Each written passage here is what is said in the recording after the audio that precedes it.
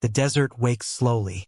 The first light of dawn creeps across the endless dunes, brushing the horizon with a pale gold that shimmers like the memory of a god. A thin mist rises from the Nile, winding its way through the fertile banks before surrendering to the desolation beyond. And there, where the green ends and the sand begins, something impossible stands. A mountain of stone carved by human hands. The Great Pyramid of Giza, silent, immovable, eternal. For more than 4.5 millennia, it has watched the sun rise and fall, watched empires rise and crumble, watched faith itself change shape and name.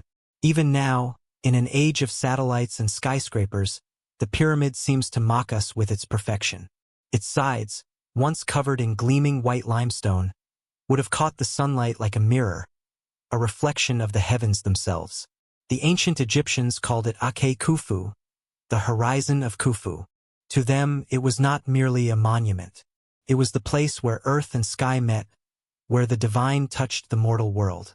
Yet the deeper mystery is not what it is, but how it came to be. How did a civilization without iron tools, without the wheel as we know it, without cranes or engines, raise over 2 million stones, some weighing more than 50 tons, into the most precise structure ever built by human hands? Even today, engineers, physicists, and dreamers alike come to Giza and stare upward, feeling that strange hum of awe and disbelief that has haunted every generation before them. It is easy to imagine the desert as lifeless, but listen closely, and the sands still whisper. They whisper of thousands of men marching in rhythm, of copper chisels striking stone, of overseers shouting orders against the wind. They whisper of sweat, blood, and dust, of songs sung to keep time, of dreams of divine reward. These whispers belong not just to the kings whose tombs these pyramids were meant to be, but to the workers who gave their lives to shape eternity. Picture the scene as it might have been. The blazing sun overhead, shimmering heat rising from the ground. A line of men pull a massive block of limestone on a sled greased with water, chanting as they move in unison. Drums beat somewhere in the distance, marking the rhythm of their effort. Overseers call out, "Heave, heave." Each pull is agony, each step a triumph. The air smells of sweat and wet clay. The pyramid grows higher, inch by inch, stone by stone. And at its center, a vision so grand it defied reason. Somewhere in the heart of the royal palace, Pharaoh Khufu, the living god, must have stared out across his kingdom and imagined something that would outlast him.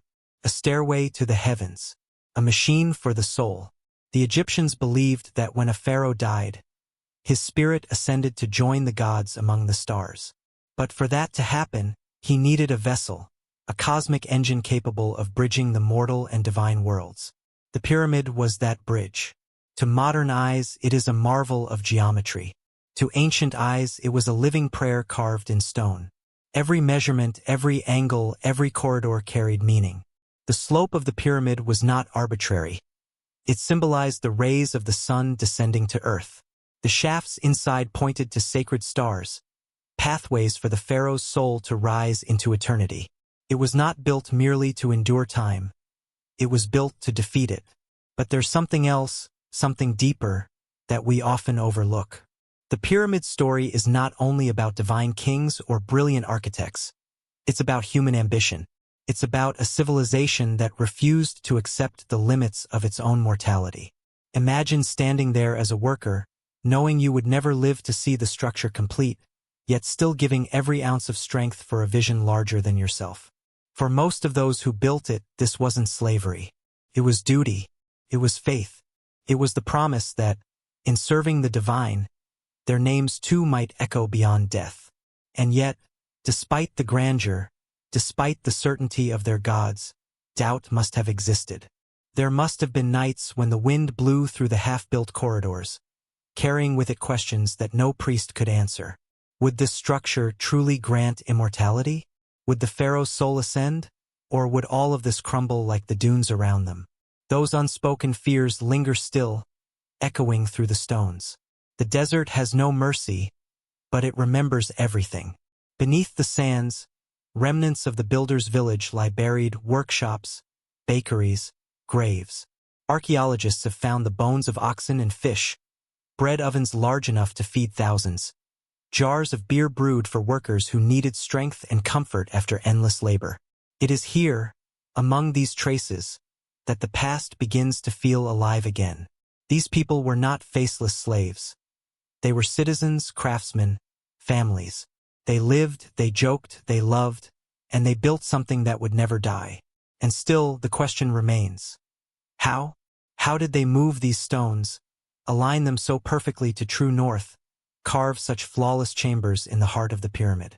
Even now, with all our technology, we cannot fully replicate their precision.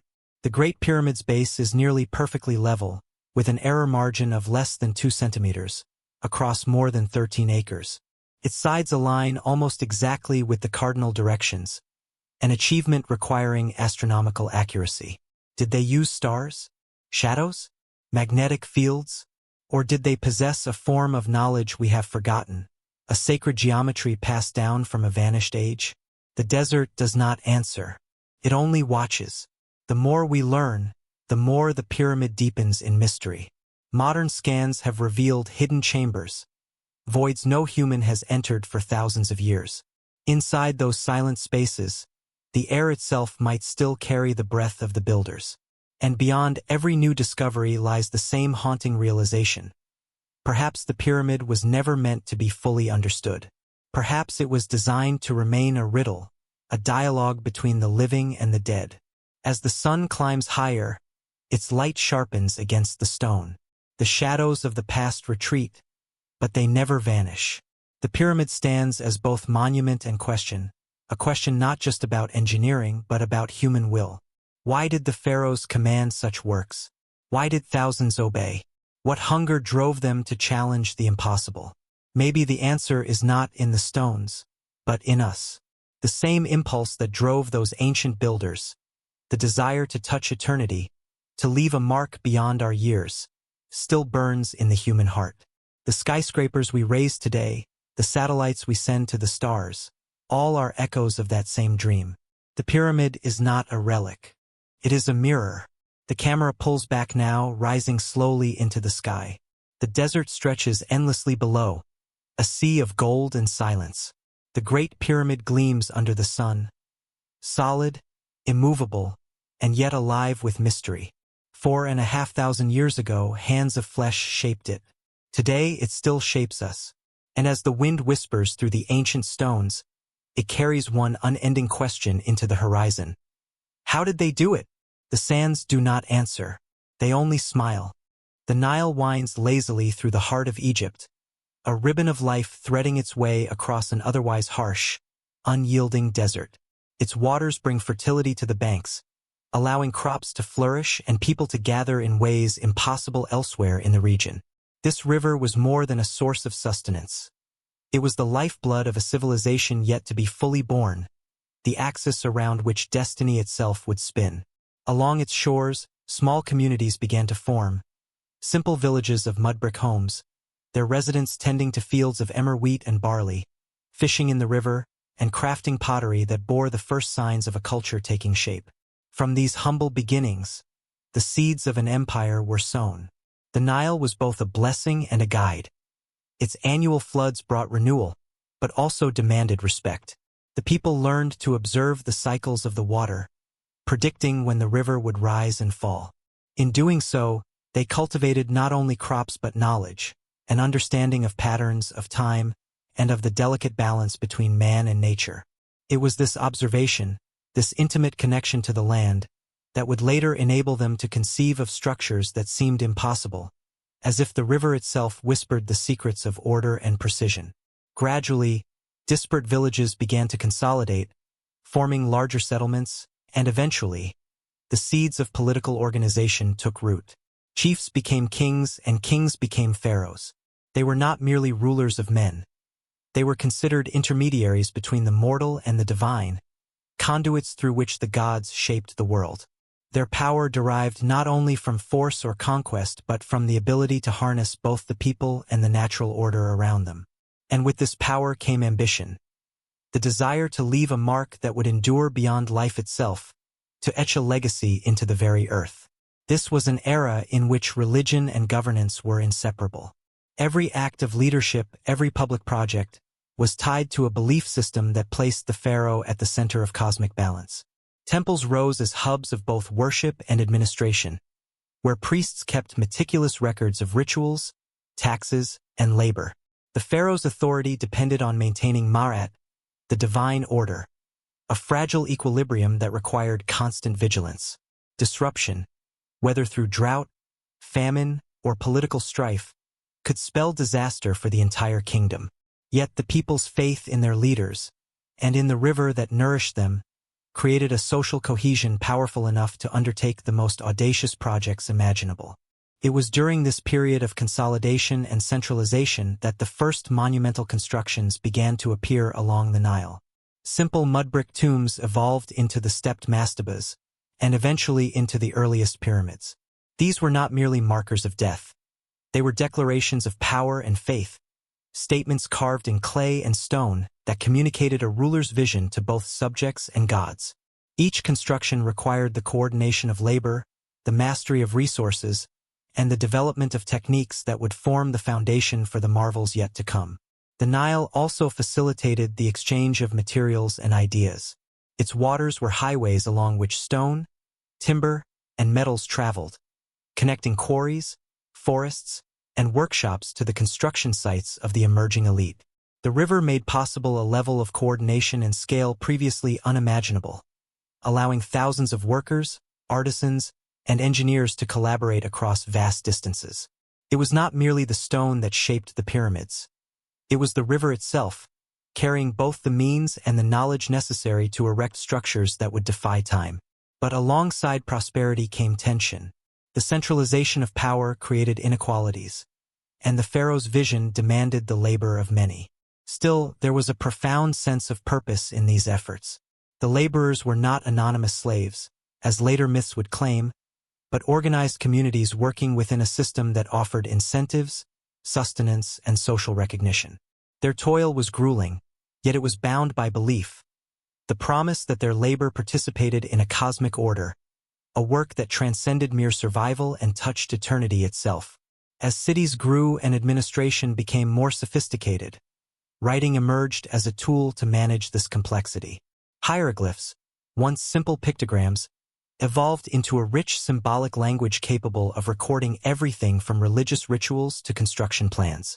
Knowledge became codified, stored not just in the memories of priests or kings, but on papyrus scrolls that would survive for millennia. This accumulation of knowledge allowed the Egyptians to tackle projects of unprecedented scale with remarkable precision. Measurement, geometry, and engineering were not abstract disciplines but practical necessities, tools for imposing order on both society and the natural world. It was in this environment, where the river's life-giving waters met human ingenuity and ambition, that the vision of the pyramids began to crystallize.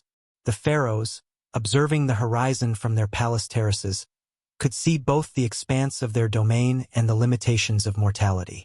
They understood that while they could command armies and resources, they could not command time. To assert eternal authority, to bridge the mortal and divine, required a creation that would endure long after flesh and blood had returned to dust. The Nile had taught them patience, observation, and strategy. Now, these lessons would be applied not to crops or canals, but to stone and sky. Even the smallest details mattered. Orientation, alignment, and proportion were informed by celestial observation, reflecting the Egyptians' belief that the heavens mirrored earthly order. The cycles of the moon and the movements of the stars provided both inspiration and instruction, guiding the precise layout of temples and tombs. This cosmic perspective infused every project with meaning, ensuring that the pyramids were more than monuments. They were manifestations of a worldview that intertwined nature, religion, and governance into a single, harmonious vision. As the Nile continued its eternal rhythm, it carried the promise of abundance and the inevitability of change. The pharaohs who rose to power understood that their reign was fleeting, yet through ingenuity, organization, and faith, they could leave an imprint that would echo through the ages. The river, ever flowing, became a witness to human ambition, a silent partner in the creation of monuments that would stand for millennia. And as the first foundations of pyramids were laid on its fertile banks, the stage was set for one of the greatest feats of engineering the world has ever known, a testament not only to divine aspiration, but to the boundless potential of human endeavor. In the shadow of the river and beneath the vast Egyptian sky, the civilization of the Nile took shape, one that would not merely endure, but inspire awe for thousands of generations. It was here, in the delicate balance between life and death, between the mortal and the eternal, that the dream of the pyramids was born. And from this dream would rise a structure so perfect, so monumental, that it would come to define the very idea of human ambition. The Great Pyramid, a horizon of stone reaching for the heavens. Long before the desert echoed with the footsteps of pharaohs and their workers, before the Great Pyramid pierced the horizon with its impossible perfection, there were smaller monuments, tentative experiments in stone that marked the earliest attempts to bridge mortality and eternity.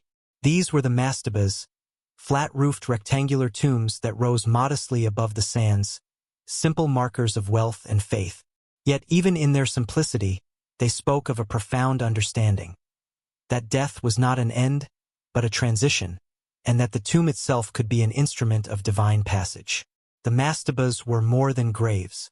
They were laboratories in stone, where the Egyptians tested ideas about construction, alignment, and symbolism.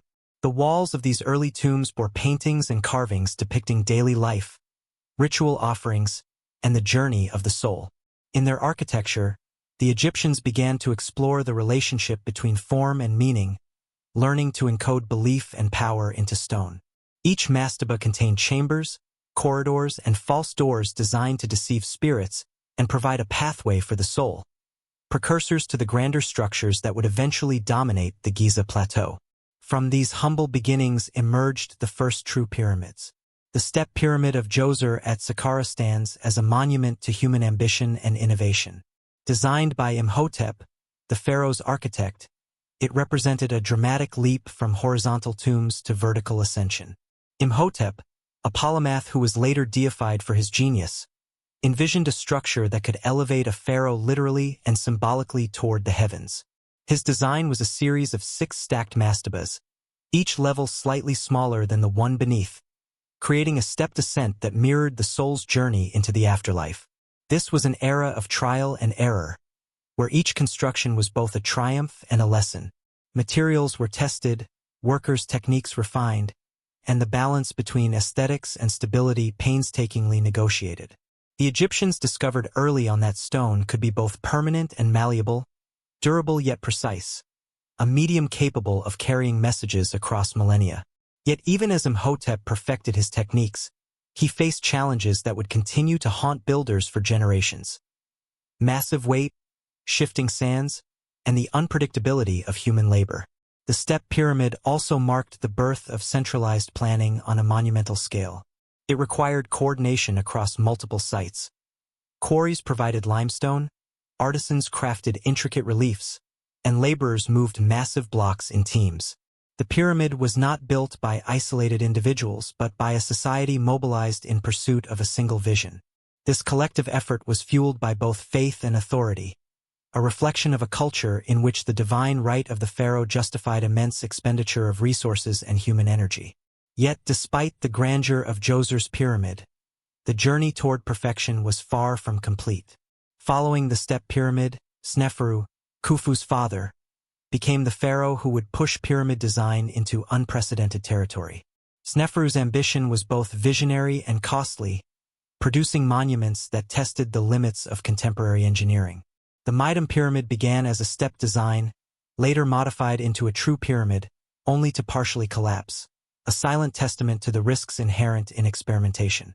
Undeterred, Sneferu commissioned the bent pyramid and later the red pyramid at Dahshur, each attempt refining angles, structural techniques, and materials to achieve stability without sacrificing height or symbolic meaning. Through these successive projects, the Egyptians honed the science of construction, learning from mistakes that were written into the very fabric of their monuments. Beyond technical mastery, these early pyramids were imbued with a symbolic language that would define all future designs. Orientation mattered. Cardinal directions were chosen to align with celestial phenomena, embedding cosmic order into earthly form. Chamber placement, corridors, and entryways were deliberate, each element reflecting theological principles. The evolution from mastaba to step pyramid to smooth-sided pyramid was not merely architectural. It was spiritual, philosophical, and cultural. Every change in form mirrored a deeper understanding of life, death, and the forces believed to govern both. Yet even as ambition grew, so did the human cost. Laborers faced grueling conditions, working long hours under the relentless desert sun. Mistakes could be deadly, as blocks toppled or scaffolding collapsed. Archaeological evidence from workers' villages shows that injuries were common, and care for the injured was rudimentary. Still, these early builders found ways to sustain both body and spirit. Shared meals, communal effort, and the knowledge that their labor connected them to the divine. Their toil was not anonymous. It was recorded in inscriptions, graffiti, and artifacts that would survive thousands of years, giving voice to those who might otherwise have been forgotten. Innovation was not limited to construction alone. The Egyptians experimented with logistics, developing methods to move massive stones across uneven terrain. Sledges, ropes, and lubricated tracks were tested and refined. Teams coordinated their efforts with remarkable precision, demonstrating an understanding of force, friction, and leverage that modern engineers continue to study with awe. Each attempt, whether successful or flawed, added to a growing body of practical knowledge that would culminate in the construction of the Great Pyramid. By the time Khufu ascended the throne, the stage was set.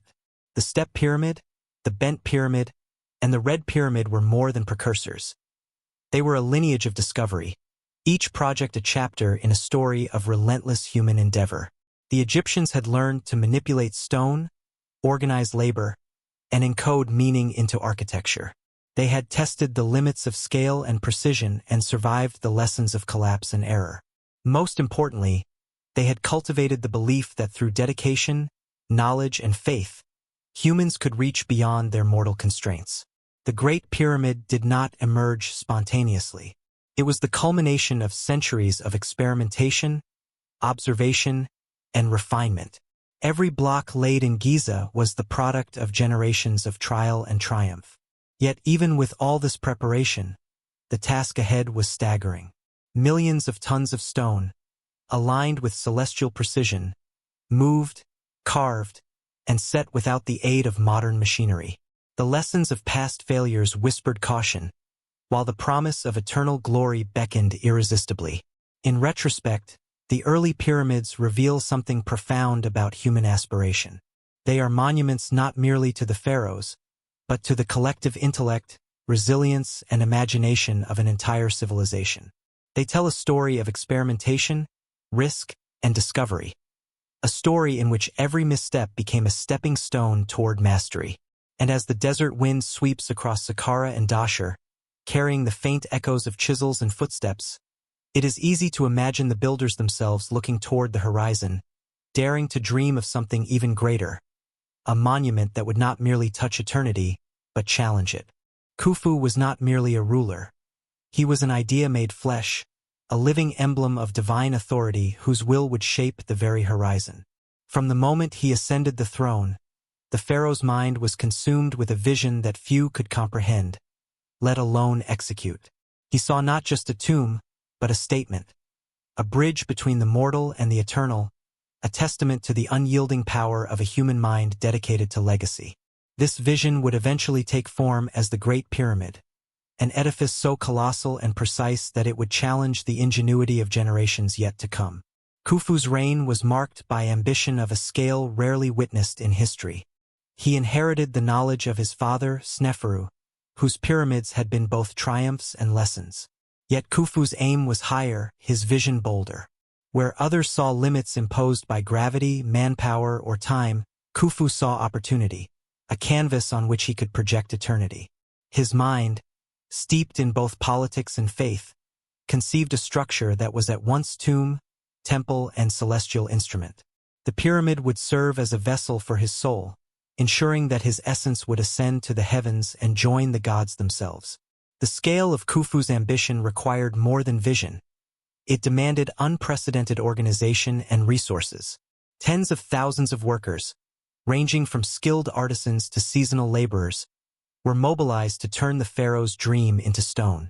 Entire communities were built around the construction site, complete with bakeries, workshops, and medical facilities. Archaeological discoveries reveal that these workers were fed, housed, and even honored for their labor, a testament to the pharaoh's ability to command loyalty through both authority and incentive. The human cost was immense, yet the societal cohesion it fostered became the backbone of this colossal endeavor. Khufu's pyramid was not simply about size. Its precision, alignment, and geometry indicate a level of planning that bordered on obsession. Each block was measured and cut with exacting standards, with weights ranging from 2 to over 50 tons. The pyramid's orientation to true north was achieved without modern instruments, suggesting that Khufu's engineers employed sophisticated astronomical observations. Every angle, every passage, every chamber was deliberate, calculated to maintain structural integrity while serving religious and symbolic functions. The pharaoh demanded perfection, and his engineers, under immense pressure, delivered it.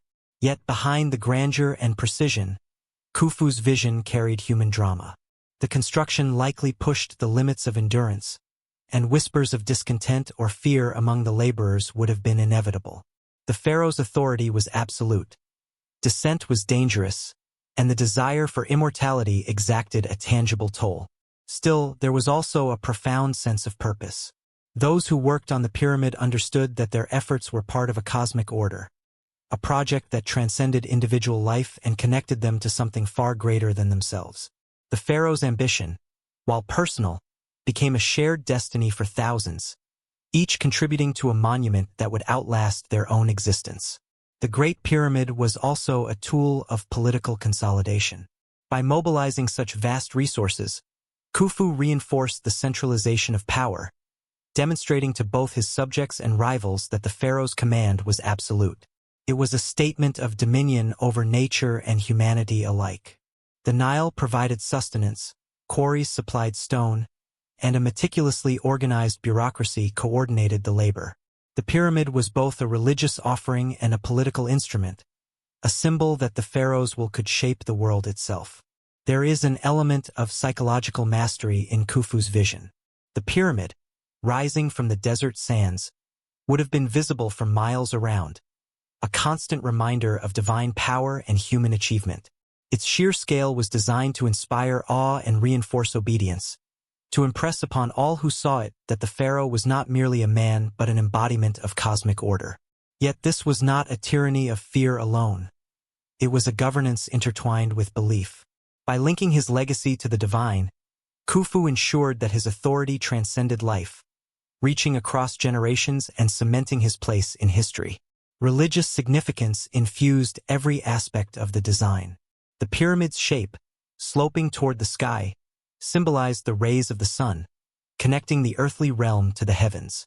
The internal chambers and passageways aligned with sacred stars, creating pathways for the pharaoh's soul to ascend. This celestial connection was not abstract.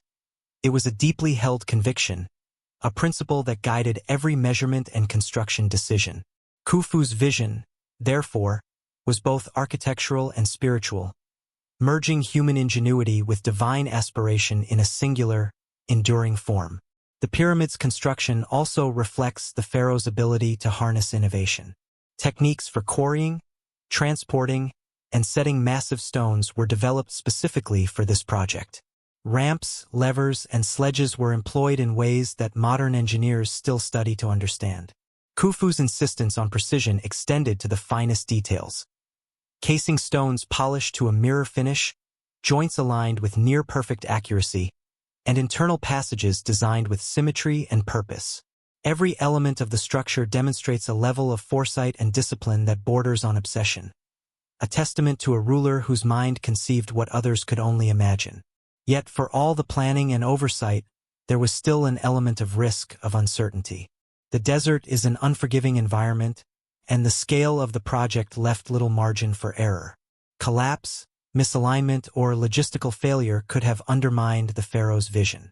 It was a gamble against both nature and human fallibility, a test of faith and willpower. The success of the Great Pyramid, therefore, was not inevitable.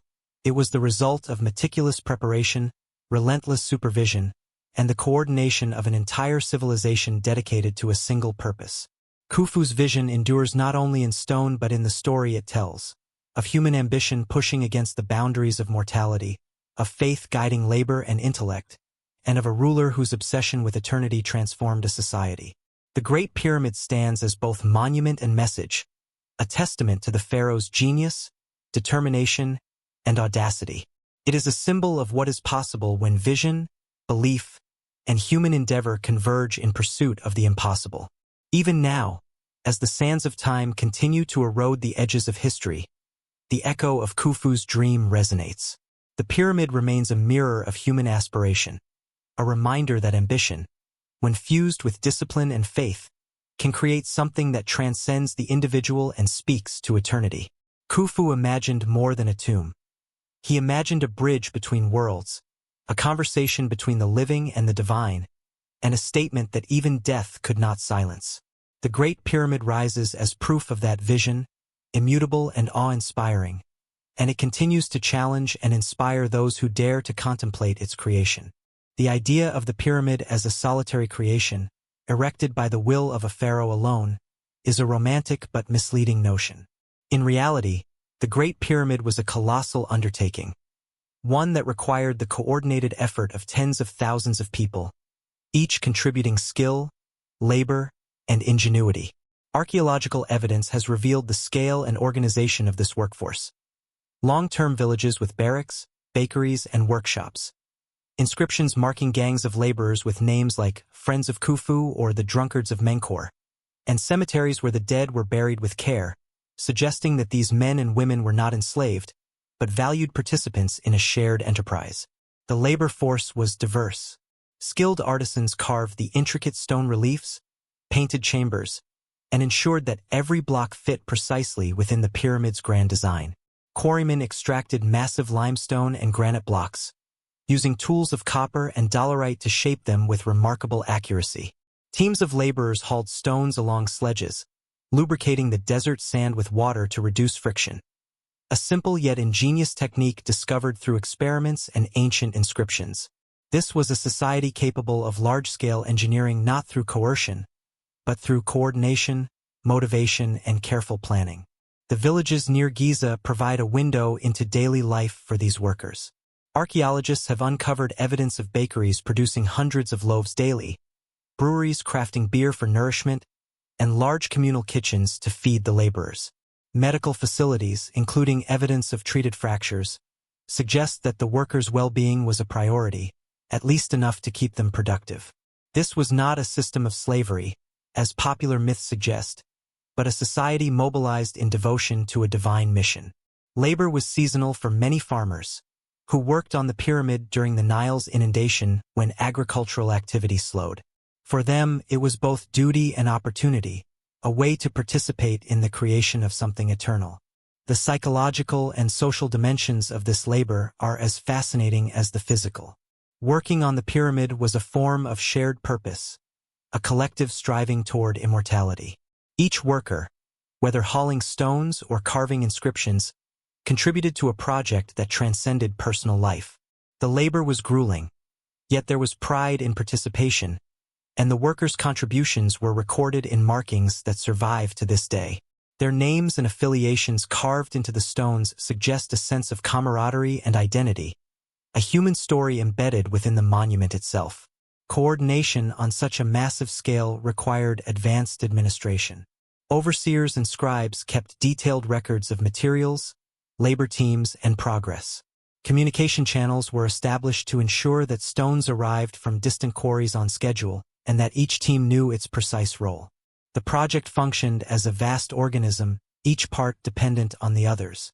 Even minor mistakes could have cascading effects, yet the system operated with remarkable efficiency, reflecting both the pharaoh's authority and the ingenuity of his administrators. The pyramid also demanded innovation in engineering. Moving and positioning millions of stones with accuracy required methods that remain debated to this day. Ramps of various designs, levers, and sledges were likely employed, but exactly how these tools were combined remains uncertain. Some scholars suggest internal spiraling ramps, while others point to external straight or zigzagging ramps, each hypothesis reflecting the challenge of imagining logistics on such a scale without modern technology. What is clear is that the Egyptians possessed not only physical strength but also an understanding of mechanics, geometry, and coordination that allowed them to accomplish feats previously thought impossible. Beyond labor and engineering, the human story of the pyramid includes moments of humor, devotion, and even rebellion.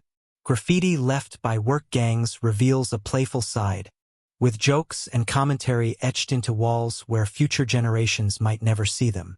These inscriptions humanize the builders, reminding us that the pyramid was not only a divine project but a profoundly human endeavor.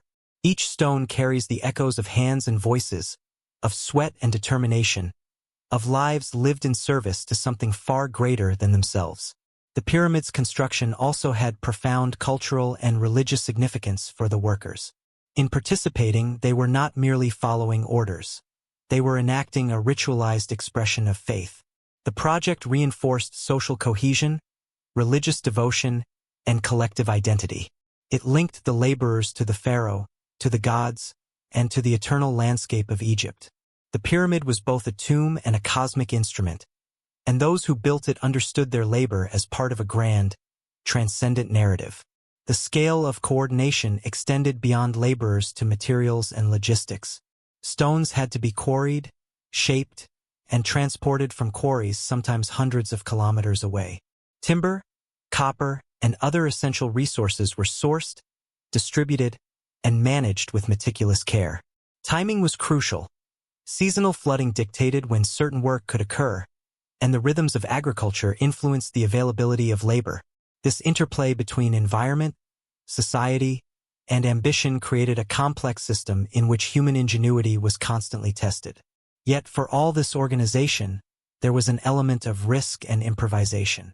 The desert presented harsh conditions, from scorching heat to shifting sands. Mistakes in measurement could compromise structural integrity. Even the pharaoh could not guarantee success. The Great Pyramid's completion was as much a triumph of resilience and adaptability as it was of planning and labor. The workers' ability to respond to challenges, solve problems, and persist in the face of adversity was central to the project's success. Through all of this, one truth becomes clear. The pyramid was a human achievement as much as it was a divine one.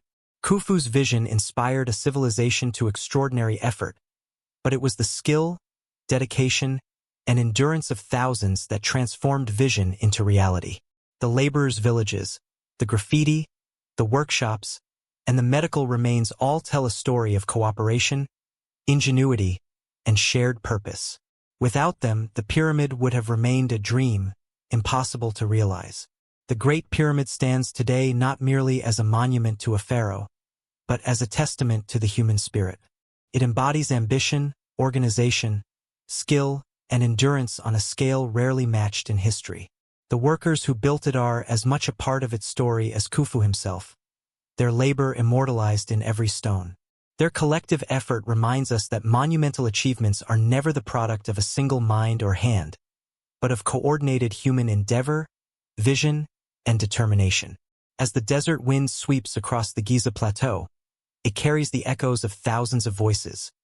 Chants of laborers moving massive stones, the rhythmic strike of chisels, the laughter and camaraderie of those who work together in purpose and faith. Each block tells a story of collaboration, ingenuity, and devotion. The pyramid, in all its immensity, is both a record of Khufu's ambition and a tribute to the people who made it real. It is, ultimately, a monument to humanity itself, a testament to what can be achieved when vision, faith, and labor unite in pursuit of the impossible. The journey from raw stone to monumental architecture began not on the Giza plateau, but deep within the quarries where the Egyptians extracted the material that would form the pyramids. These quarries, located both nearby and hundreds of kilometers away, were the lifeblood of construction. Limestone, abundant in the desert hills surrounding Giza, was used for the pyramid's core, while the finer, white Tura limestone casing came from across the Nile. Granite, harder and more durable, was quarried at Aswan, nearly 800 kilometers to the south. The sheer scale of this operation defies imagination. Entire mountains were carved and shaped by hand, using only copper tools, dolerite pounding stones, and the ingenuity of human labor. In these quarries, the Egyptians demonstrated both patience and precision. Workers first identified the stone of the highest quality, then carefully carved channels around the desired blocks. Dolerite, a hard volcanic stone, was used to pound and fracture the limestone, while copper chisels refined the edges and shaped the surfaces. The process was labor-intensive, demanding both skill and endurance. Quarrymen had to judge the grain of the stone, plan the extraction to prevent cracking, and transport the heavy blocks without causing damage. The knowledge required to accomplish this was not written in books but passed down through apprenticeship and practice, refined over generations. Transportation was another challenge entirely. Moving stones from quarries to the construction site required innovation, coordination, and extraordinary physical effort. For closer limestone quarries, sledges were employed, sliding massive blocks across sand that had been wetted to reduce friction. Ancient depictions suggest teams of dozens or even hundreds pulling stones in unison, using ropes and wooden rollers. For granite from Aswan, the Nile became the highway of construction. Blocks were loaded onto barges and floated downstream during the inundation season, taking advantage of the river's rise to reduce the risk of damage. Even these logistical feats required careful planning. Timing, river currents, and the limited season of navigable waters all had to be considered. But the challenges were not only physical. The Egyptians needed to coordinate massive teams of quarrymen, engineers, and laborers, ensuring that blocks arrived on schedule and in the correct dimensions. Mistakes could be costly. A cracked or misshapen block could compromise the pyramid's stability or require costly replacements. Each stone, once moved, had to be precisely positioned, a process that demanded not only brute strength, but ingenuity and careful calculation. To manage this, supervisors and scribes meticulously recorded measurements, monitored progress, and solved problems as they arose. The quarries themselves were centers of both production and experimentation, where techniques were tested and perfected before being applied on the plateau. The Egyptians' understanding of stone goes beyond logistics.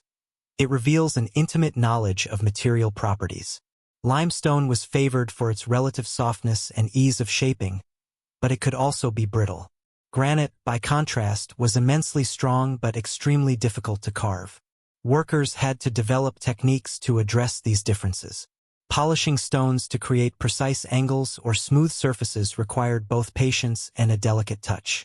It is a testament to their skill that the casing stones of the Great Pyramid fit so precisely that a knife blade cannot be inserted between them, even after more than 4 millennia of erosion. Even the smaller details carried symbolic weight. The choice of quarry, the orientation of blocks, and the layering of materials were deliberate. Limestone for the core, fine white casing for the exterior, granite for internal chambers. Each decision reflected both functional and symbolic considerations. The stones were not mere building materials. They were carriers of meaning, selected and placed to reflect cosmic order, religious principle, and Pharaoh's authority. The pyramid was not only engineered for structural integrity but for spiritual significance.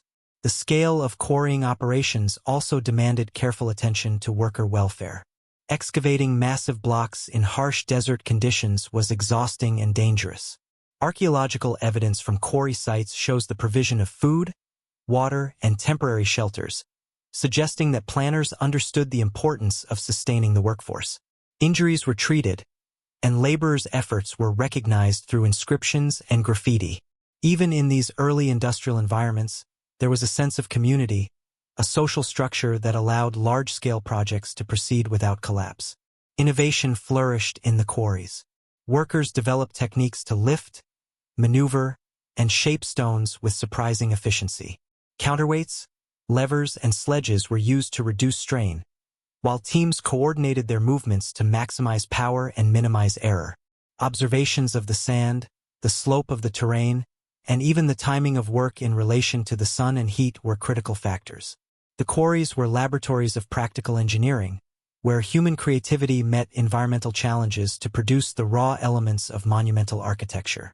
Beyond engineering, the quarries reveal something about the Egyptians' relationship to nature. Stone was sacred, considered a living material imbued with divine essence. Extracting it required ritual, respect, and careful planning. Workers carved marks and inscriptions that served as both records and offerings, acknowledging the spiritual dimension of their labor. This attention to both practicality and meaning demonstrates that the pyramid was conceived as a harmonious integration of human effort, natural resources, and religious devotion. From quarry to plateau, every stone tells a story of ingenuity, perseverance, and vision. The process of extraction, transport, and placement reflects a civilization capable of extraordinary coordination and foresight. It is not just the magnitude of the stones that amazes, but the methods, the planning, and the human skill required to turn raw material into a structure that continues to awe the world. As the blocks reached the Giza plateau, the workers faced the final and perhaps greatest challenge: lifting, aligning, and setting them with unparalleled precision. The quarries provided the material, but it was on the plateau that human ambition, engineering skill, and organizational mastery coalesced.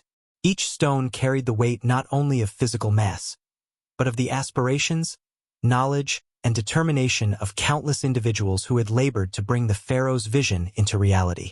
In the end, the quarries were more than a source of stone.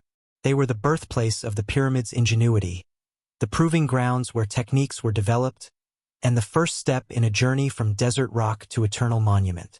Every chisel mark, every groove, and every transported block reflects a civilization mastering its environment, turning raw material into a testament to human ambition, faith, and skill. The quarries whisper the first words of a story that would echo across millennia, the story of how the pharaohs transformed stone into immortality. The sheer scale of the Great Pyramid is staggering, even to the modern mind. Millions of limestone and granite blocks were moved, lifted, and positioned with precision that continues to confound engineers today. The total mass of the structure is estimated at over 6 million tons, with some individual stones weighing more than 50 tons. To think that a civilization without cranes, powered vehicles, or modern machinery accomplished such a feat is almost unimaginable. Yet the Egyptians succeeded, and the question of how they did so has puzzled historians and scientists for centuries. Transporting these blocks was only the first challenge. Each had to be quarried with care to avoid cracks, shaped to fit with astonishing precision, and moved across desert sands or down the Nile from distant quarries. Teams of workers, organized in gangs and overseen by supervisors, coordinated their efforts through chance, signals, and sheer discipline. The discovery of temporary roads and traces of sledges, along with experimental archaeology, has demonstrated that lubricating sand with water could reduce friction, allowing teams to slide massive stones across the desert. Even so, the physical exertion required was immense, demanding coordination, strength, and endurance on a massive scale. Once the stones arrived at the construction site, the challenge of positioning them began. The pyramid's base covers more than 13 acres, and every stone had to be aligned precisely to create a nearly perfect geometric form.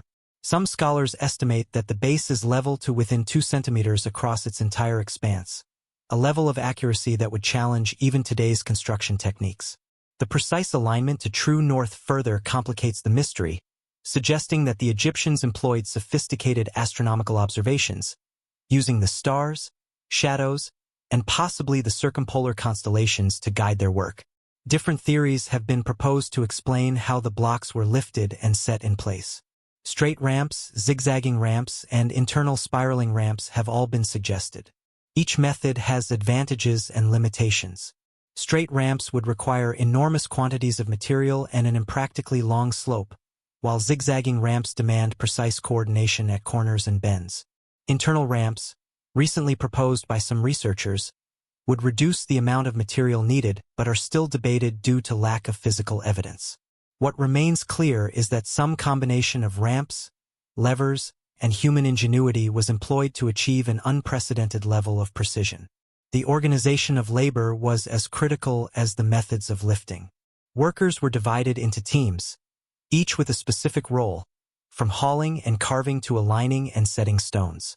Scribes and overseers maintained meticulous records, ensuring that materials arrived on time and that progress adhered to the plan. This administrative sophistication allowed a massive workforce to operate efficiently, minimizing errors and maximizing productivity. Without such coordination, the sheer size of the pyramid would have made construction impossible. The human element is equally remarkable. The laborers endured harsh conditions, from blistering desert heat to heavy physical exertion.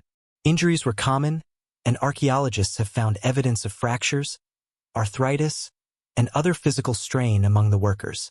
Yet the pyramid was completed, a testament not only to ingenuity but to discipline, perseverance, and the shared sense of purpose that bound thousands of individuals to a single monumental goal.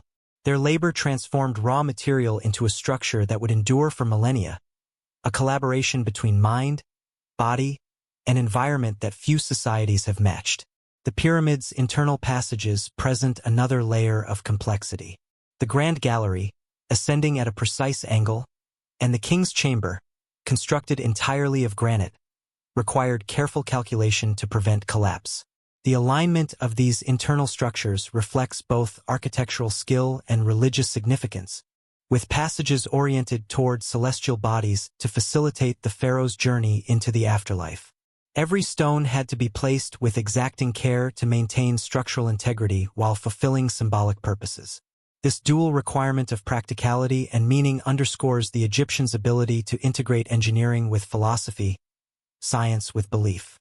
Modern engineering studies have attempted to replicate these feats, often with surprising results. Experiments using sledges, ramps, and teams of workers demonstrate that the methods described by ancient texts and inferred from archaeology are plausible, though still extremely challenging. Even with modern knowledge, duplicating the precision, scale, and efficiency of the Great Pyramid is a monumental task. These studies reinforce the idea that the Egyptians combined not only physical effort but a deep understanding of geometry, physics, and logistics, applying these principles on a scale rarely seen in history. Yet despite all we know, mysteries remain. Some stones, particularly the massive granite blocks in the King's Chamber, appear to have been transported and set with techniques still debated by scholars. The precise methods for measuring angles, coordinating labor, and achieving alignment with celestial bodies are not fully understood. Each discovery only deepens the sense of awe, highlighting the ingenuity and determination required to achieve such an extraordinary feat. The Great Pyramid is not merely a tomb or monument. It is a testament to human potential, a structure that challenges the boundaries of what is considered possible. The human drama of construction should not be overlooked. Behind every stone lies the sweat, strength, and skill of thousands of workers. They labored under extreme conditions, motivated by faith, duty, and the promise of legacy. The pyramid's completion represents not only the pharaoh's ambition but the collective effort of a civilization united in purpose. Every block is a story, every passage a testament to planning, collaboration, and perseverance. The Great Pyramid is, in essence, a monument to human endurance as much as to divine aspiration. The astonishing precision of the pyramid, combined with the sheer scale of the project, continues to captivate scholars, engineers, and travelers alike. It demonstrates an advanced understanding of construction and logistics, one that continues to inspire modern architecture and engineering. But it is more than technical mastery. It embodies a cultural achievement, reflecting a civilization's commitment to faith, hierarchy, and the eternal.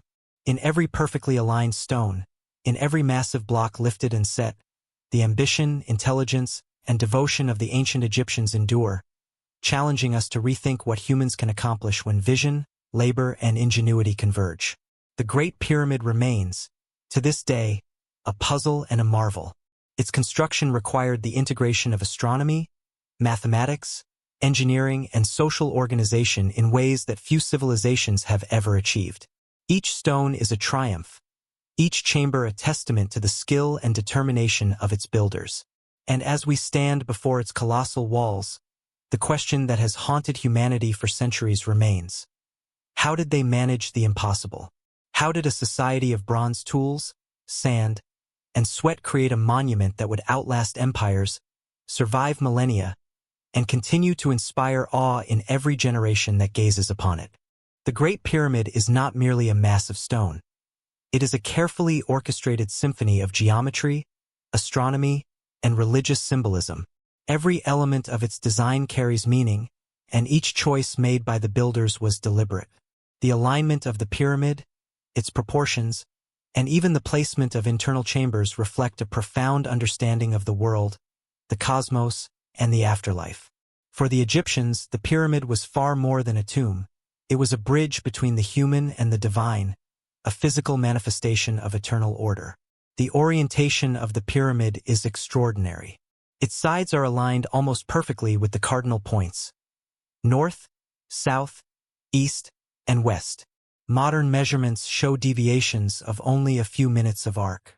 To achieve such precision without compasses or modern surveying tools, the Egyptians likely used celestial observations. They may have relied on the circumpolar stars, the unchanging stars that rotate around the North Pole, to establish true north. Shadows, sunrises, and sunsets could also have been employed to calibrate angles with remarkable accuracy. This precision ensured that the pyramid was not just a massive structure, but a cosmic instrument, integrating human effort with the rhythm of the heavens. The proportions of the Great Pyramid are equally fascinating. Its base forms an almost perfect square, and its slope, approximately 51 degrees, has been the subject of much speculation. Some scholars have suggested that the slope was chosen to reflect the rays of the sun, symbolizing the pharaoh's ascent to join the gods in the sky. Others have argued that the proportions encode mathematical constants such as pi and the golden ratio, although these interpretations are debated. Regardless of intent, the pyramid's proportions demonstrate a mastery of measurement and design, showing that the Egyptians were capable of combining practicality, aesthetics, and symbolism in a single monumental form. Within the pyramid, the arrangement of chambers and passageways reveals both religious and practical considerations. The king's chamber, constructed entirely of granite, was designed to house the pharaoh's sarcophagus. Its walls and roof are composed of massive blocks carefully interlocked to distribute weight and prevent collapse. Above it, a series of relieving chambers acts as a structural safeguard, ensuring that the immense mass above does not crush the chamber below. This combination of engineering foresight and religious function illustrates the dual purpose of the pyramid. It is both a tomb and a carefully calculated architectural achievement. The Queen's Chamber, the ascending passage, and the Grand Gallery each add layers of complexity. These spaces are not merely functional. They are symbolic. The ascending passage may represent the pharaoh's soul rising toward the heavens, while the Grand Gallery's height and slope could mirror a spiritual ascent, a bridge between earth and sky. The orientation of shafts leading from the chambers aligns with specific stars, perhaps guiding the pharaoh's soul toward the eternal realms. This careful integration of astronomy, architecture, and theology reflects a worldview in which human and cosmic order were intertwined, and where the pyramid served as a map of the afterlife. Even the construction techniques carry meaning. The casing stones, polished to a mirror-like finish, would have reflected sunlight, creating a radiant beacon visible for miles. This gleaming exterior symbolized divine light and reinforced the pharaoh's connection to the sun god Ra inside. Inscriptions and graffiti left by work crews hint at the humanity behind the construction, blending the sacred and the practical. Every stone, every joint, every corridor is evidence of an extraordinary fusion of engineering, belief, and human endeavor. The alignment and design of the pyramid also demonstrate an understanding of stability and weight distribution. Massive blocks were arranged to counteract pressure and prevent collapse, with internal chambers and passageways carefully calculated to maintain structural integrity. The precise placement of each stone reflects an empirical understanding of force and load, honed over centuries of architectural experimentation. What makes the pyramid even more astonishing is that this knowledge was applied without written mathematical formulas as we understand them today. The Egyptians relied on observation, experience, and inherited techniques to achieve a level of precision that continues to astonish modern engineers. Religious symbolism permeates every aspect of the pyramid. The Egyptians believed that the pharaoh's soul, upon death, would ascend to join the gods among the stars. The pyramid, therefore, functioned as a ladder for the soul, a conduit between the temporal and the eternal. Its alignment with celestial bodies, the use of light and shadow within chambers, and the careful orientation of passageways all served to guide and protect the pharaoh's journey. The pyramid was a tangible manifestation of faith, an architectural prayer set in stone, blending human ingenuity with divine purpose. The laborers themselves were intimately aware of the symbolic significance of their work. Quarrying, transporting, and setting stones was not merely physical labor. It was an act of devotion. Each block carried spiritual weight as well as physical mass. Graffiti left by crews references both the pharaoh and the gods, indicating that the workers saw themselves as participants in a sacred mission. The construction process was therefore a ritual as much as a project, reinforcing social cohesion and religious belief across the workforce. Beyond the physical and symbolic, the pyramid also embodies a profound understanding of time and legacy. By building a structure designed to endure for millennia, the Egyptians asserted the permanence of their civilization and the pharaoh's immortality. The precision of alignment, the integration of celestial patterns, and the sheer scale of the construction all serve to communicate stability, order, and eternal authority. The pyramid was intended to outlast generations, a monument to human ambition that connects the living with the dead, the temporal with the eternal. In studying the pyramid today, scholars continue to uncover the depth of Egyptian knowledge and vision. Modern technology, including laser scanning and ground-penetrating radar, reveals hidden chambers, voids, and construction anomalies that hint at techniques still not fully understood. The more we examine the Great Pyramid, the more we realize that it is not a single achievement but the culmination of centuries of accumulated knowledge in engineering, astronomy, religion, and human organization. It represents a civilization operating at the limits of possibility, transforming observation, faith, and labor into a monument that still commands awe. Ultimately, the Great Pyramid is more than a physical structure. It is a testament to human aspiration, ingenuity, and belief.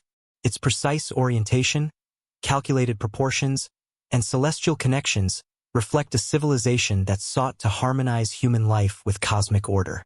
Every stone, corridor, and chamber is a dialogue between the physical and the spiritual, the practical and the divine. By aligning architecture with the heavens, the Egyptians created a monument that is both a tomb and a cosmic instrument, a bridge between worlds that continues to inspire wonder and curiosity more than 4,000 years after its completion. The construction of the Great Pyramid was not merely an exercise in architecture. It was an extraordinary demonstration of logistical genius. Coordinating tens of thousands of workers, transporting millions of tons of stone, and ensuring precise alignment required a level of planning that rivaled modern industrial projects.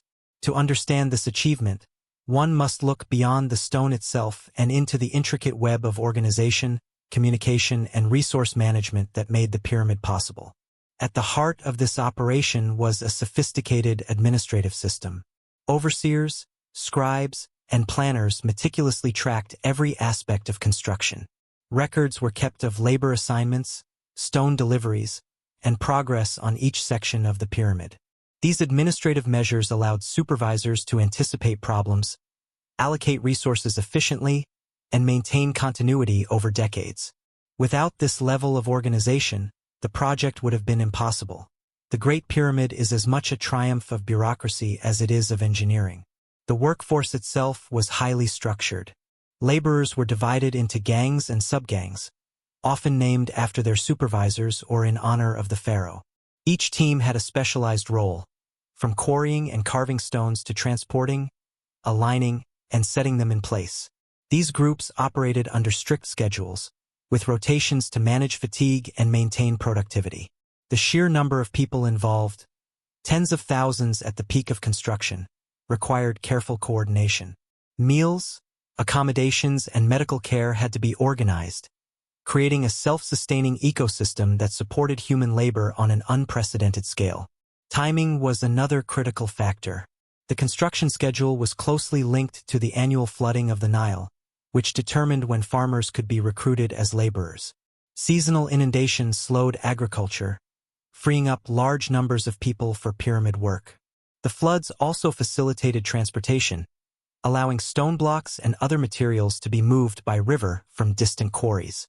Synchronizing construction with these natural cycles required foresight, observation, and the ability to adapt plans to changing conditions. An impressive feat for any ancient society. Resource management extended far beyond human labor. Stone blocks, timber, copper tools, and other materials had to be sourced, transported, and stored efficiently. Quarries provided limestone and granite, but the logistics of moving these massive stones across desert sands or along the Nile were immense. Experimental archaeology has shown that sledges, rollers, and lubricated tracks were likely used to reduce friction and facilitate transport. Yet even with these techniques, coordinating the flow of materials demanded careful planning, precise timing, and constant oversight. The pyramid's internal construction further complicates the logistical picture. The Grand Gallery, the King's Chamber, and other internal passageways required not just heavy lifting, but precise placement of massive stones.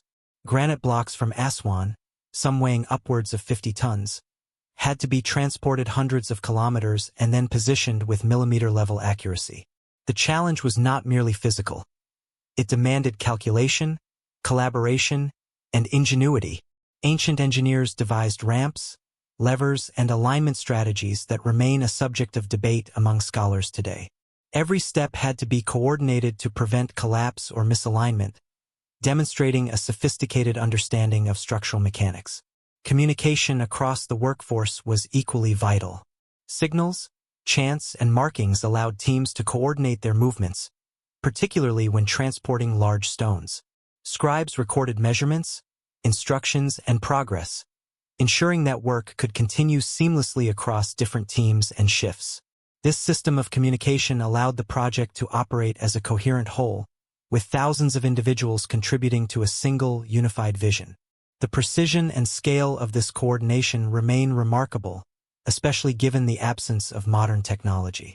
The logistical genius of the Great Pyramid also extended to problem-solving.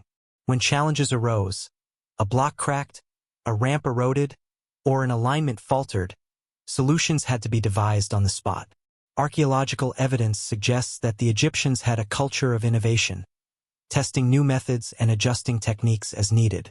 Temporary structures, scaffolding, and ramps were adapted continuously, reflecting an ability to balance long-term planning with immediate practical needs. This flexibility, combined with disciplined organization, was essential to completing a structure of such scale and complexity. Beyond planning and coordination, there was a psychological dimension to the logistics. Workers were motivated not only by material incentives but by a shared sense of purpose. The pyramid was a religious project as much as a physical one, and participation imbued labor with spiritual meaning. Each team knew that their work contributed to the pharaoh's eternal journey and to the cosmic order itself. This alignment of human motivation with organizational necessity was a subtle but critical element in the pyramid's construction, turning arduous labor into a collective endeavor of devotion and pride. The logistical challenges of the Great Pyramid also highlight the Egyptians' understanding of environmental factors. The desert posed extreme temperatures, shifting sands, and intense sun exposure. Construction schedules, labor rotations, and material transport all had to account for these conditions. Workers' villages, complete with shelter, water access, and food production, were carefully sited to support the workforce. Archaeological evidence suggests that medical care was available, with treatment for injuries and care for those affected by harsh working conditions. This attention to human needs reflects a sophisticated recognition that the success of the project depended as much on maintaining a healthy, capable workforce as on the stones themselves. Even the smallest details were meticulously managed. Stones were not merely moved.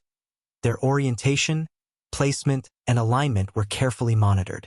Tools were maintained and replaced, supply chains managed, and progress documented. This level of oversight ensured that the pyramid could grow layer by layer without catastrophic errors. It was an organizational triumph as much as a feat of engineering, one that integrated labor, materials, environment, and time into a single coherent system. In the end, the logistics of the Great Pyramid reveal a civilization capable of coordinating extraordinary complexity. The integration of labor, material management, scheduling, problem-solving, and human motivation reflects a level of sophistication rarely seen in ancient societies. The pyramid's enduring presence is not only a testament to its physical construction but to the organizational genius that made it possible. It stands as a monument to human ingenuity, planning, and collaboration, demonstrating that the greatest achievements arise not from individual effort alone, but from the harmonious coordination of countless hands, minds, and resources. The construction of the Great Pyramid was as much a triumph of human ingenuity as it was a test of endurance, creativity, and problem-solving. Among the most fascinating aspects of the project are the methods used to lift and position the massive stones that form its core and internal chambers. These blocks, some weighing upwards of 50 tons, had to be transported, raised, and precisely set in place without the benefit of modern machinery. Ancient Egyptians achieved this through a combination of physical labor, ingenious mechanical solutions, and careful planning, a blend of science, art, and sheer determination. One of the most widely discussed techniques involves ramps. Scholars have long debated whether straight ramps, zigzagging ramps, or spiraling internal ramps were used to raise the stones. Straight ramps, extending from the desert floor to the height of the pyramid, would have required enormous quantities of material, possibly equal to the pyramid itself.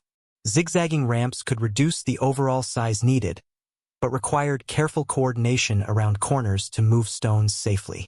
Internal ramps, proposed more recently, suggest that a spiral passageway inside the pyramid may have allowed workers to lift stones incrementally as the pyramid rose. While evidence for each method is partial, experiments have demonstrated the plausibility of these approaches, revealing a remarkable understanding of leverage, friction, and teamwork. Levers were likely used extensively in positioning the stones with precision. Simple wooden beams, combined with human force, could shift blocks just enough to fit them into place. Workers may have employed counterweights or inclined planes to reduce the effort required to lift the heaviest blocks. Such techniques, though mechanically simple, required careful observation, coordination, and a sense of timing. The Egyptians' ability to move stones with such efficiency demonstrates not only physical strength but a practical understanding of mechanics and applied geometry that continues to impress modern engineers. Water may also have played a subtle but critical role in lifting and transporting stones. Some studies suggest that wetting the sand beneath sledges could reduce friction significantly, allowing teams of workers to drag blocks with less effort. The use of water as a lubricant indicates a sophisticated grasp of materials and physical forces, showing that the Egyptians were observant and willing to experiment to overcome practical challenges. This combination of empirical observation and trial-and-error innovation was central to the pyramid's construction. The placement of stones within the pyramid required extraordinary precision. The casing stones, in particular, fit so tightly that a knife blade cannot be inserted between them. Achieving this level of accuracy demanded careful measurement, repeated adjustments, and meticulous attention to detail. Workers likely used plumb bobs, levels, and sighting instruments to ensure alignment, though none survive today. Their methods, passed down through generations of builders, allowed the Egyptians to construct a structure that has maintained its geometric perfection for more than 4,000 years. Inside the pyramid, the challenges intensified. The Grand Gallery, the King's Chamber, and other internal passageways required that stones be positioned at precise angles to bear the enormous weight above. Massive granite blocks, quarried hundreds of kilometers away, had to be transported to the site, lifted, and set without cracking or misalignment. The use of relieving chambers above the King's Chamber demonstrates advanced engineering. By distributing weight away from critical internal spaces, the Egyptians ensured the stability of the structure over millennia. These design choices reflect both practical ingenuity and an understanding of long-term structural forces. The human coordination required for lifting and placing stones is equally remarkable. Teams of workers had to move in unison, guided by overseers' instructions and possibly rhythmic chants or signals to synchronize their effort.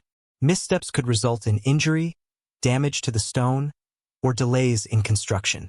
The discipline, communication, and teamwork needed to complete such tasks on a massive scale reveal a society capable of complex organization, problem-solving, and long-term planning. The pyramid was not merely built. It was orchestrated. Innovation extended beyond lifting to shaping and finishing stones.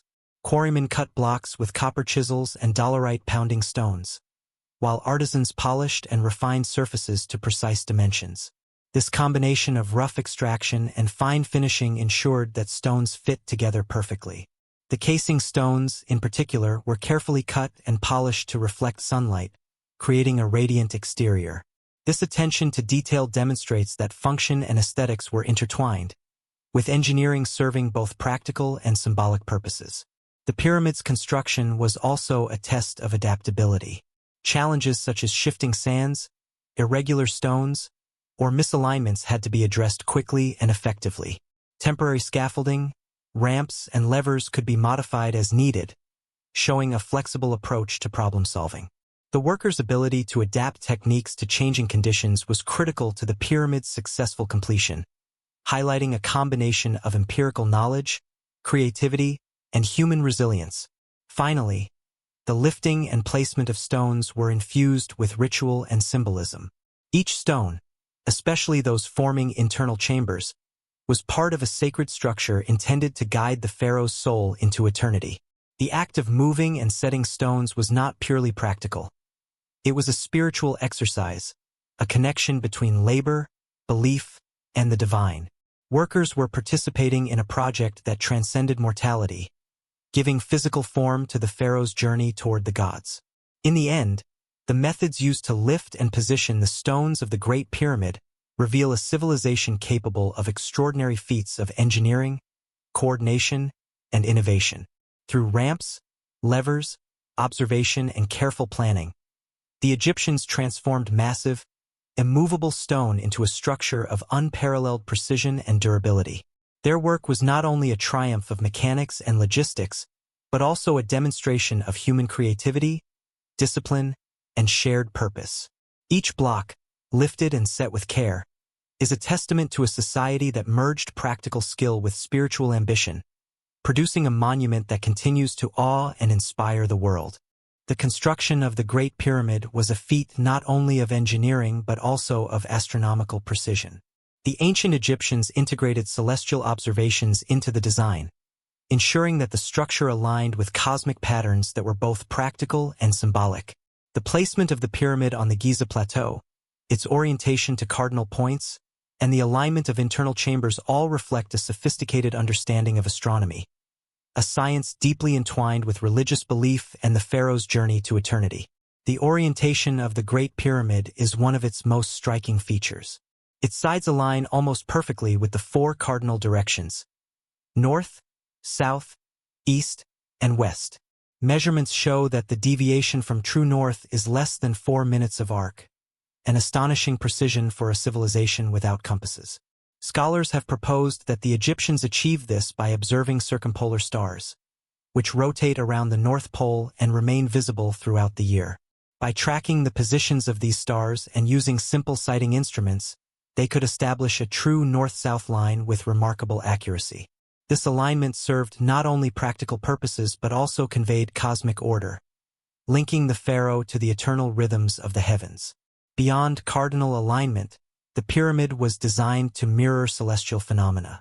The shafts extending from the king's and queen's chambers align with specific stars and constellations. The southern shaft of the king's chamber points toward the star Alnitak in Orion's belt, a constellation associated with Osiris, the god of the afterlife.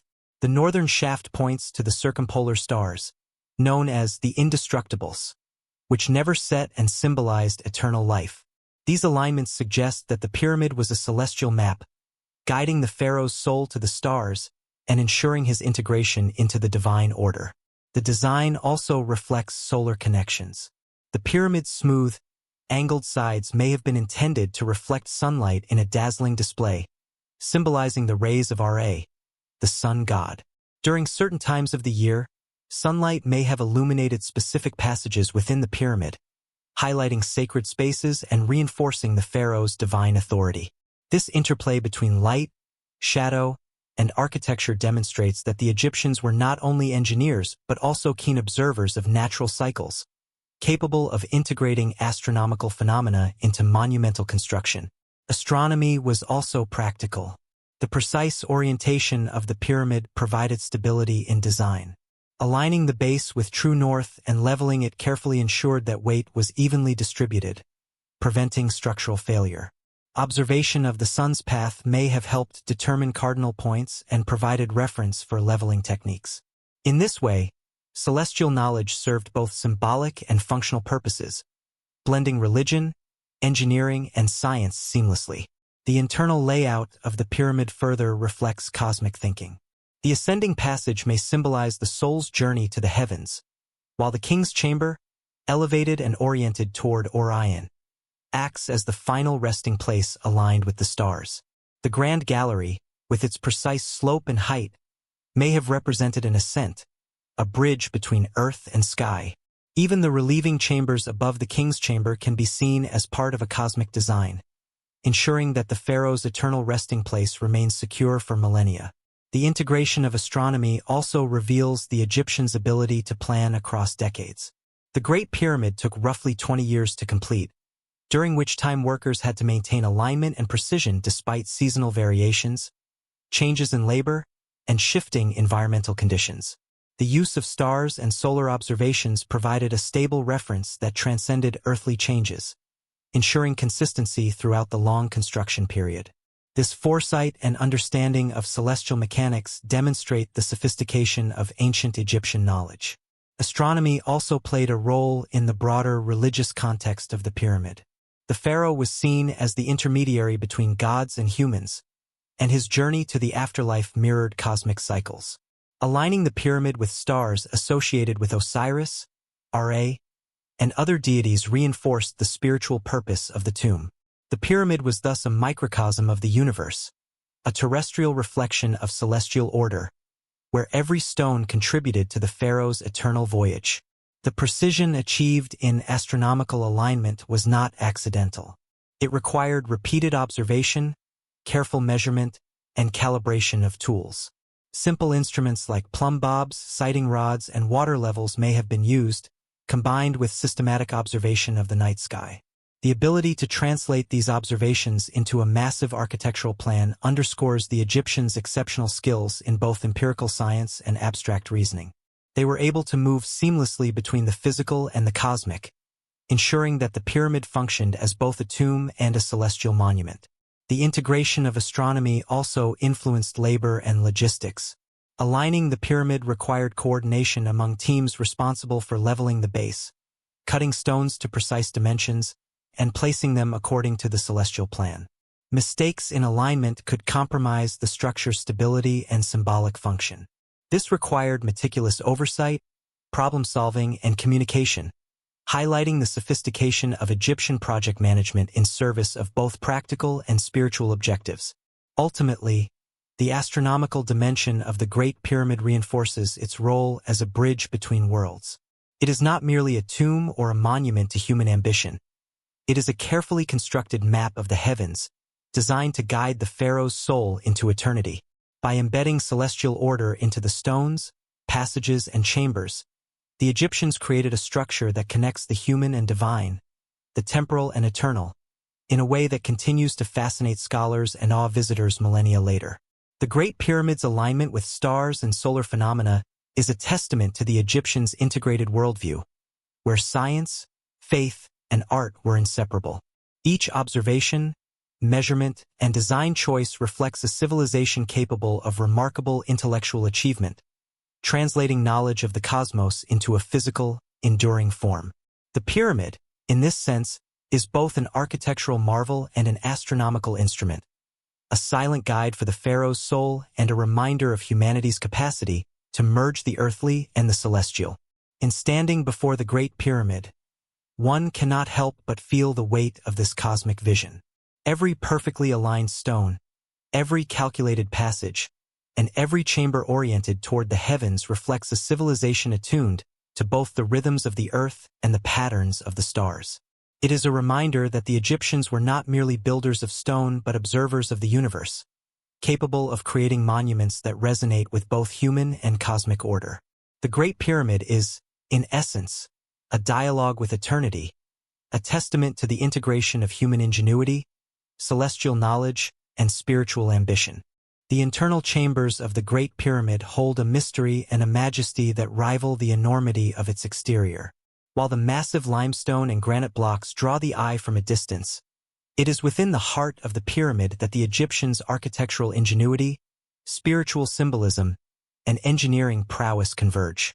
Each passage, gallery, and chamber was conceived with a purpose far beyond the purely functional, reflecting a sophisticated understanding of geometry, weight distribution, and religious cosmology.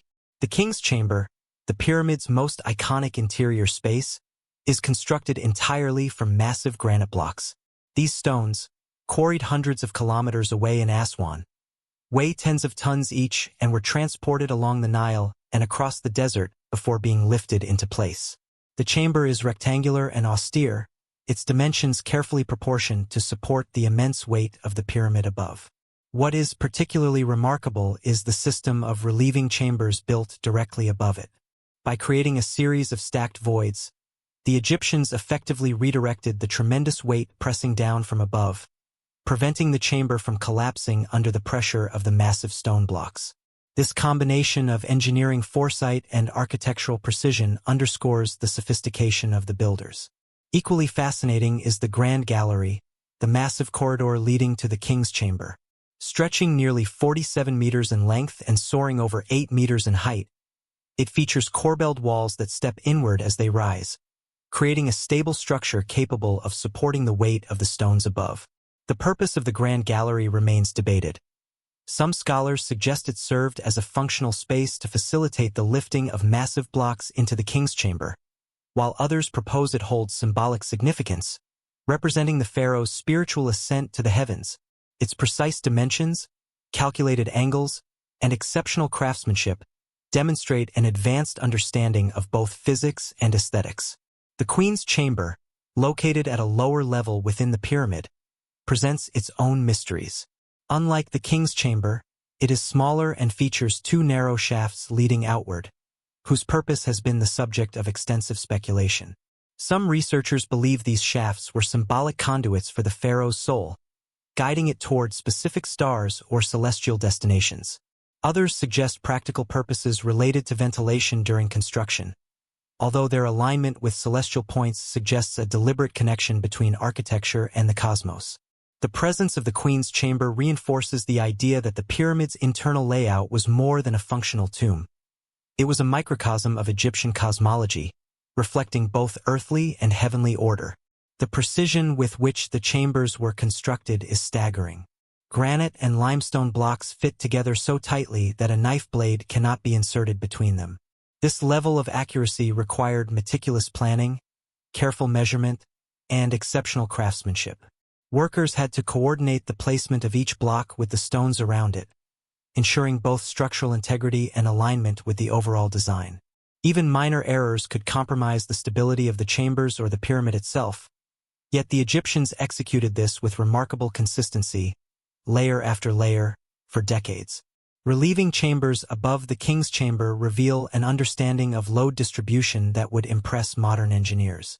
These stacked voids function as buffers, absorbing and redirecting the immense pressure of the pyramid above. The careful arrangement of these spaces suggests not only technical knowledge but also a conceptual vision. The pharaoh's final resting place had to be protected from the forces of nature and the weight of human ambition alike. In essence, the internal chambers are both sacred space and engineered marvel, blending religious belief with practical problem-solving. The corridors connecting the chambers further highlight the Egyptians' mastery of design. The ascending passage, the Grand Gallery, and the horizontal corridors are aligned with precision, both structurally and symbolically. Some scholars argue that these passages trace the pharaoh's journey from life to afterlife, with physical ascent corresponding to spiritual ascent. The angles and dimensions of these corridors may have been calculated to create a specific sensory experience, one that amplified the sacredness of the journey. Walking through these spaces, one can sense the interplay between scale, proportion, and the human experience, carefully crafted to evoke awe and reverence. Ventilation shafts, particularly in the king's chamber, add another layer of mystery. These narrow channels, extending from the interior to the exterior of the pyramid, align with specific stars, suggesting a symbolic or religious function. Some theories posit that these shafts guided the pharaoh's soul to the heavens, linking the tomb to the cosmic order. Others propose that they facilitated airflow during construction, a practical solution ingeniously combined with symbolic meaning. The dual functionality of these features exemplifies the Egyptians' ability to merge utility with spirituality in ways that are still being unraveled today. Artifacts found within the chambers and surrounding areas provide further insight into their significance. Though the pyramid was looted in antiquity, traces of ceremonial objects, inscriptions, and graffiti by workers reveal a human connection to these spaces. The builders were not anonymous laborers. They left evidence of their names, roles, and even humorous or devotional graffiti. This human imprint contrasts with the cold grandeur of the stones, reminding us that the pyramid's creation was both a physical and social endeavor, shaped by thousands of individuals acting in concert under a shared vision. The chambers also reflect an understanding of sound and resonance. Some researchers have suggested that the granite construction, combined with the geometry of the Grand Gallery and King's Chamber, may create acoustic effects. Whether intended or incidental, these properties could have amplified ritual sounds or prayers, enhancing the spiritual experience within these sacred spaces. Even if accidental, the effect underscores the Egyptian sensitivity to the interaction between environment, structure, and human perception. In sum, the internal chambers of the Great Pyramid are a testament to Egyptian ingenuity, blending engineering, spirituality, and artistry. From the massive granite blocks of the King's Chamber to the precise angles of the Grand Gallery and the mysterious shafts of the Queen's Chamber, every element reflects a society capable of extraordinary thought and craftsmanship. The chambers are not merely functional. They are a carefully orchestrated expression of faith, cosmology, and human ambition. Through their design, the Egyptians created a space where the physical, the symbolic, and the spiritual converge, ensuring that the pharaoh's journey into eternity was both protected and elevated. The Great Pyramid's interior remains a source of fascination and mystery, drawing scholars, engineers, and travelers alike. As we study these chambers, we uncover the sophistication of a civilization that combined observation, mathematics, and spiritual insight in ways that continue to inspire awe. Every block, every corridor, and every shaft is evidence of a society that sought to merge human achievement with cosmic order, creating a tomb that transcends its function to become a symbol of ingenuity, devotion, and the eternal human aspiration to reach beyond the mortal world. The mysteries of the Great Pyramid extend beyond its physical construction into the very intentions and motivations of those who built it. While the stones, ramps, and chambers tell a story of engineering mastery, the human and spiritual elements reveal a deeper layer, the blending of belief, politics, and symbolism that transformed a monumental tomb into a cultural and cosmic statement. Understanding why the pyramid was built requires exploring the intersection of pharaohic authority, religious ideology, and the collective psychology of a civilization driven by faith, ambition, and the desire for immortality. The pharaoh, at the center of this endeavor, was more than a political ruler. He was considered divine, the intermediary between gods and humans. Khufu's authority was absolute, and the construction of the Great Pyramid was both an assertion of power and a spiritual act. By commissioning such a monumental structure, the pharaoh demonstrated not only his wealth and influence, but also his ability to command the labor and resources of an entire civilization. The pyramid was a tangible expression of divine kingship, a physical manifestation of the pharaoh's eternal role in maintaining cosmic order. Every stone laid reinforced this authority, reminding both contemporaries and future generations of the ruler's enduring power. Yet the pyramid was not solely an expression of authority. It was also a deeply religious undertaking. Egyptian belief systems placed immense importance on the afterlife, and the pharaoh's journey to eternity was central to the functioning of the universe itself. The pyramid's alignment with stars, the placement of internal chambers, and the symbolic use of light all served a spiritual purpose, to facilitate the transformation of the pharaoh's mortal essence into a divine, eternal presence. In this context, construction was a sacred act, and each worker, artisan, and overseer became a participant in a ritual of cosmic significance. Labor was therefore infused with meaning, and even the grueling physical work carried an element of spiritual devotion. The scale of the pyramid also served as a statement to the populace. By creating a structure of such magnitude, the pharaoh reinforced social cohesion and cultural identity. The workforce was vast, encompassing farmers, artisans, engineers, and laborers, all organized into an intricate system of teams and hierarchies. Participation in the pyramid's construction allowed individuals to contribute to a collective goal that transcended personal ambition. In essence, the pyramid was both a physical and psychological instrument, shaping society's perception of power, faith, and shared purpose. This interplay of politics, religion, and labor ensured that the project was more than a tomb. It was a cultural epicenter around which society revolved. Religious symbolism was embedded in every aspect of the pyramid's design. The ascending passages, the grand gallery, and the alignment of internal chambers with stars and the sun reflect a worldview in which the earthly and divine were inseparable. The pharaoh's body and spirit were intended to journey through these spaces, guided by cosmic alignments and protected by architectural ingenuity. Even the placement of massive stones within the king's chamber and the use of relieving chambers to bear weight can be interpreted as a form of spiritual safeguarding, ensuring that the pharaoh's eternal journey would not be hindered by the forces of the material world. Political considerations also played a role. The pyramid was a demonstration of the pharaoh's ability to mobilize resources on a massive scale, quarrying stones from distant regions, transporting them across the Nile and desert, and organizing tens of thousands of workers required sophisticated administration. The success of the pyramid project reinforced Khufu's reputation as an effective and powerful ruler, projecting authority both domestically and to neighboring regions. It was a tangible manifestation of centralized control, engineering prowess, and cultural sophistication, blending political, religious, and social objectives into a single monumental achievement. The psychological dimension of the pyramid's construction is equally significant. Working on the pyramid was physically demanding and often dangerous, yet it provided a sense of purpose and collective identity. Laborers took pride in their contributions, often marking stones with graffiti that recorded their names, teams, or humorous remarks. This human imprint reveals that, despite the pharaoh's absolute authority, there was a culture of participation and recognition. Workers were not mere slaves. They were integral to a sacred mission, contributing to a legacy that would endure far beyond their lifetimes. Religious festivals and rituals likely intersected with construction activities. The pyramid was not built in isolation. It was part of a broader landscape of temples, causeways, and ceremonial spaces that reinforced the pharaoh's divine role.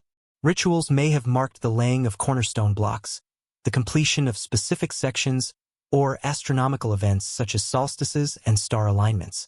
These ceremonies imbued the physical labor with spiritual significance, turning construction into an act of devotion that connected the mortal workforce with eternal cosmic cycles. The pyramid's enduring symbolism extends to the present day. It represents not only a tomb but a civilization's values, priorities, and worldview. The integration of religion, politics, and social organization in its creation illustrates how monumental architecture can serve multiple functions: practical, spiritual, and ideological. It is a reminder that the Egyptians saw no separation between governance, faith, and cosmic order, and that monumental projects were an expression of this integrated worldview. Furthermore, the Great Pyramid's construction reveals the Egyptians' understanding of human motivation and collective psychology. Leaders understood that inspiring workers through purpose, ritual, and shared identity could achieve feats otherwise impossible. The project required careful coordination, incentives, and recognition, demonstrating a sophisticated grasp of social dynamics. Labor was physically exhausting, yet imbued with meaning, reinforcing the connection between individual effort and a transcendent goal. Ultimately, the Great Pyramid was more than a tomb. It was a multidimensional statement. It proclaimed Khufu's power, expressed religious and cosmological beliefs, unified society around a shared mission, and displayed a civilization's technical mastery. Every stone, passage, and chamber reflects the interplay of human ambition, spiritual devotion, and organizational skill. In this way, the pyramid is both a product and a reflection of a complex society, revealing the depth of thought, planning, and vision that went into its creation. By considering the pyramid's purpose, we gain insight not only into engineering techniques but also into the minds and motivations of the people who built it.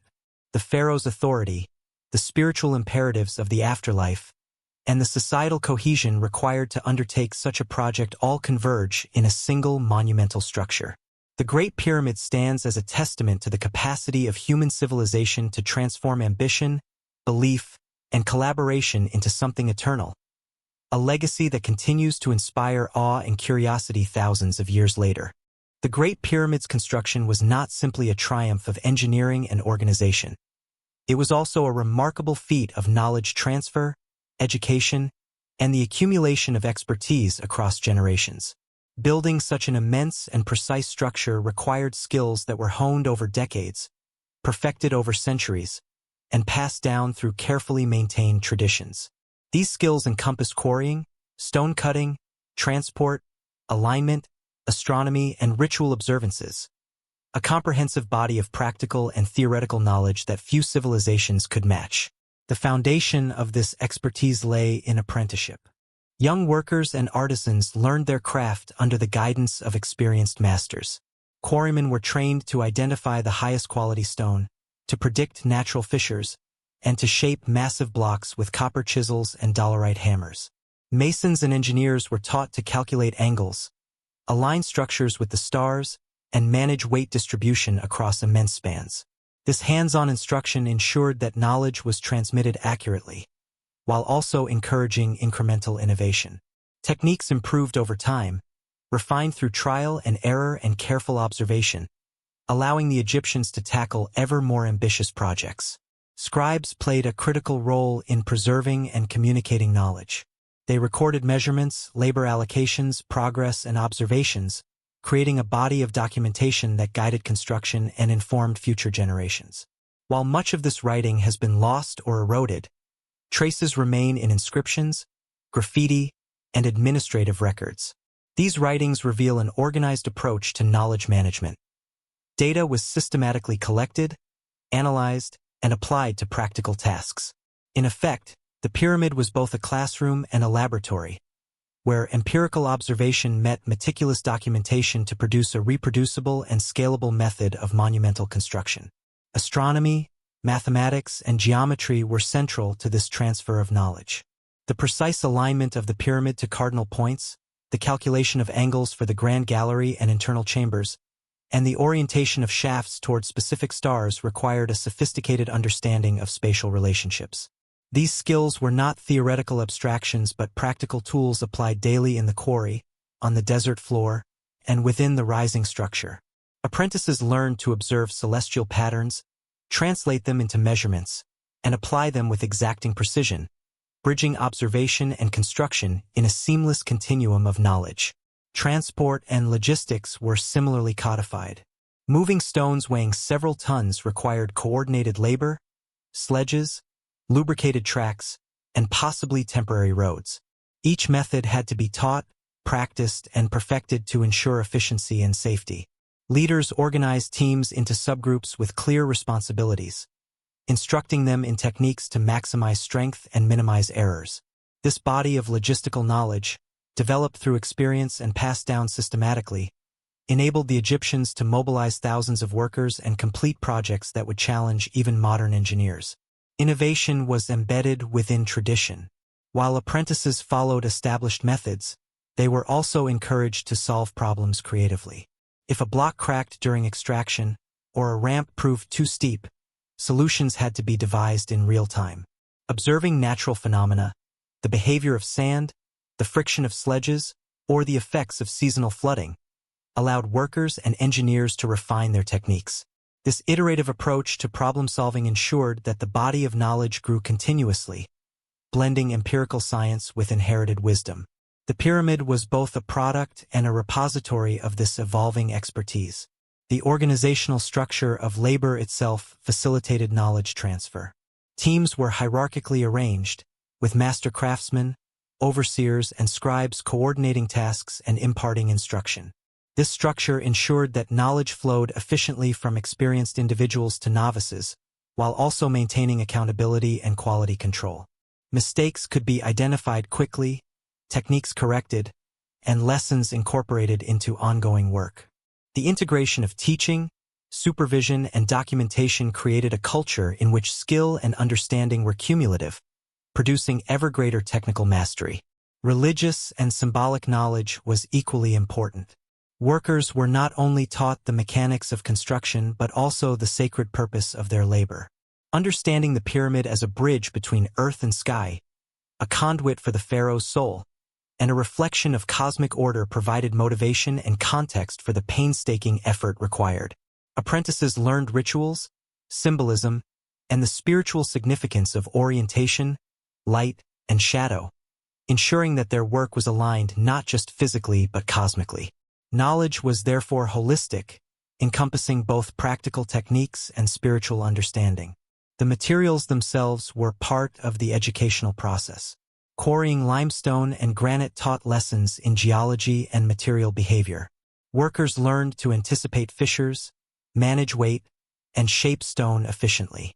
Transport and placement offered lessons in physics, leverage, and coordination.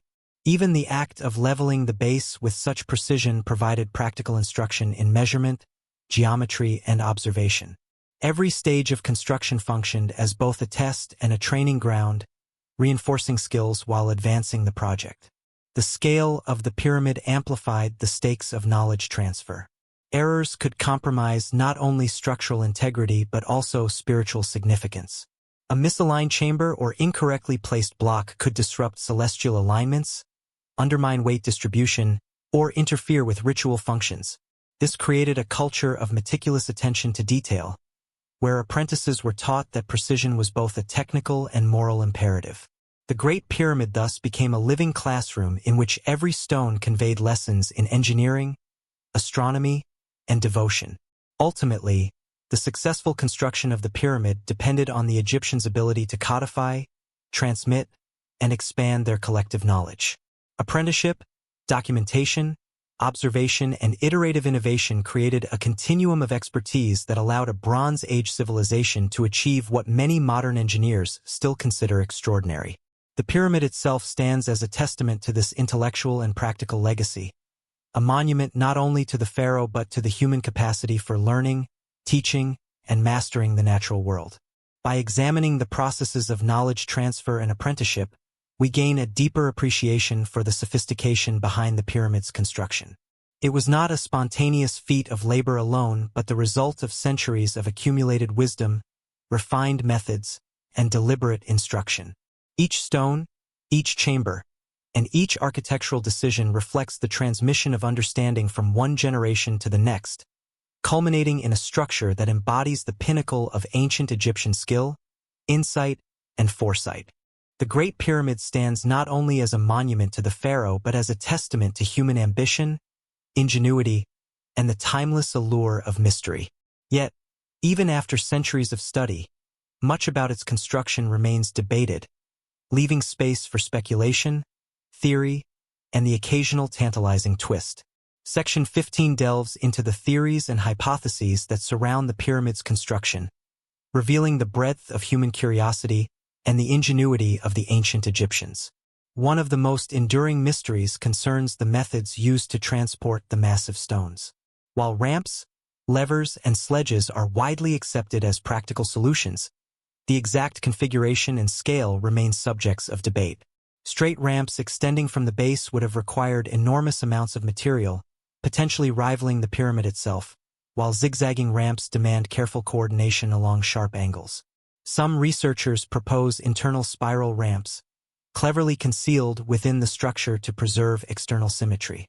Experiments with modern replicas suggest that each method is feasible, yet the ancient builder's choice likely balanced efficiency, resource availability, and practicality in ways that remain partially speculative. Another theory involves the use of water in construction. Archaeological evidence suggests that wetting sand beneath sledges could significantly reduce friction, allowing teams to pull massive stones more efficiently. Some researchers have even posited the construction of temporary canals or water channels to assist in moving heavy blocks, leveraging the Nile's seasonal floods to facilitate transport. While direct evidence for such methods is limited, these ideas illustrate the Egyptians' inventive problem-solving and willingness to harness natural forces in service of monumental goals. Precision in measurement and alignment has also spurred countless theories. The near-perfect cardinal orientation of the pyramid has led some scholars to suggest advanced astronomical knowledge, including the tracking of circumpolar stars or sophisticated use of shadow-casting instruments. Others propose that the Egyptians employed a combination of geometry, leveling tools, and careful observation of the sun's path to achieve remarkable accuracy. Regardless of the exact method, the result is undeniable. A structure aligned with cosmic precision, reflecting a civilization that fused empirical observation with symbolic intent. Theories about the internal chambers and their purpose add another layer of intrigue. The king's chamber and queen's chamber, along with the enigmatic shafts, continue to puzzle researchers. Some propose that the shafts functioned as ventilation channels, while others argue they were symbolic pathways guiding the pharaoh's soul to the stars. Recent discoveries using robotic probes have revealed hidden voids and anomalies, suggesting that the pyramid may contain chambers yet to be fully understood. Each new finding reignites debate, blending archaeology, engineering, and mysticism into an ongoing exploration of human achievement.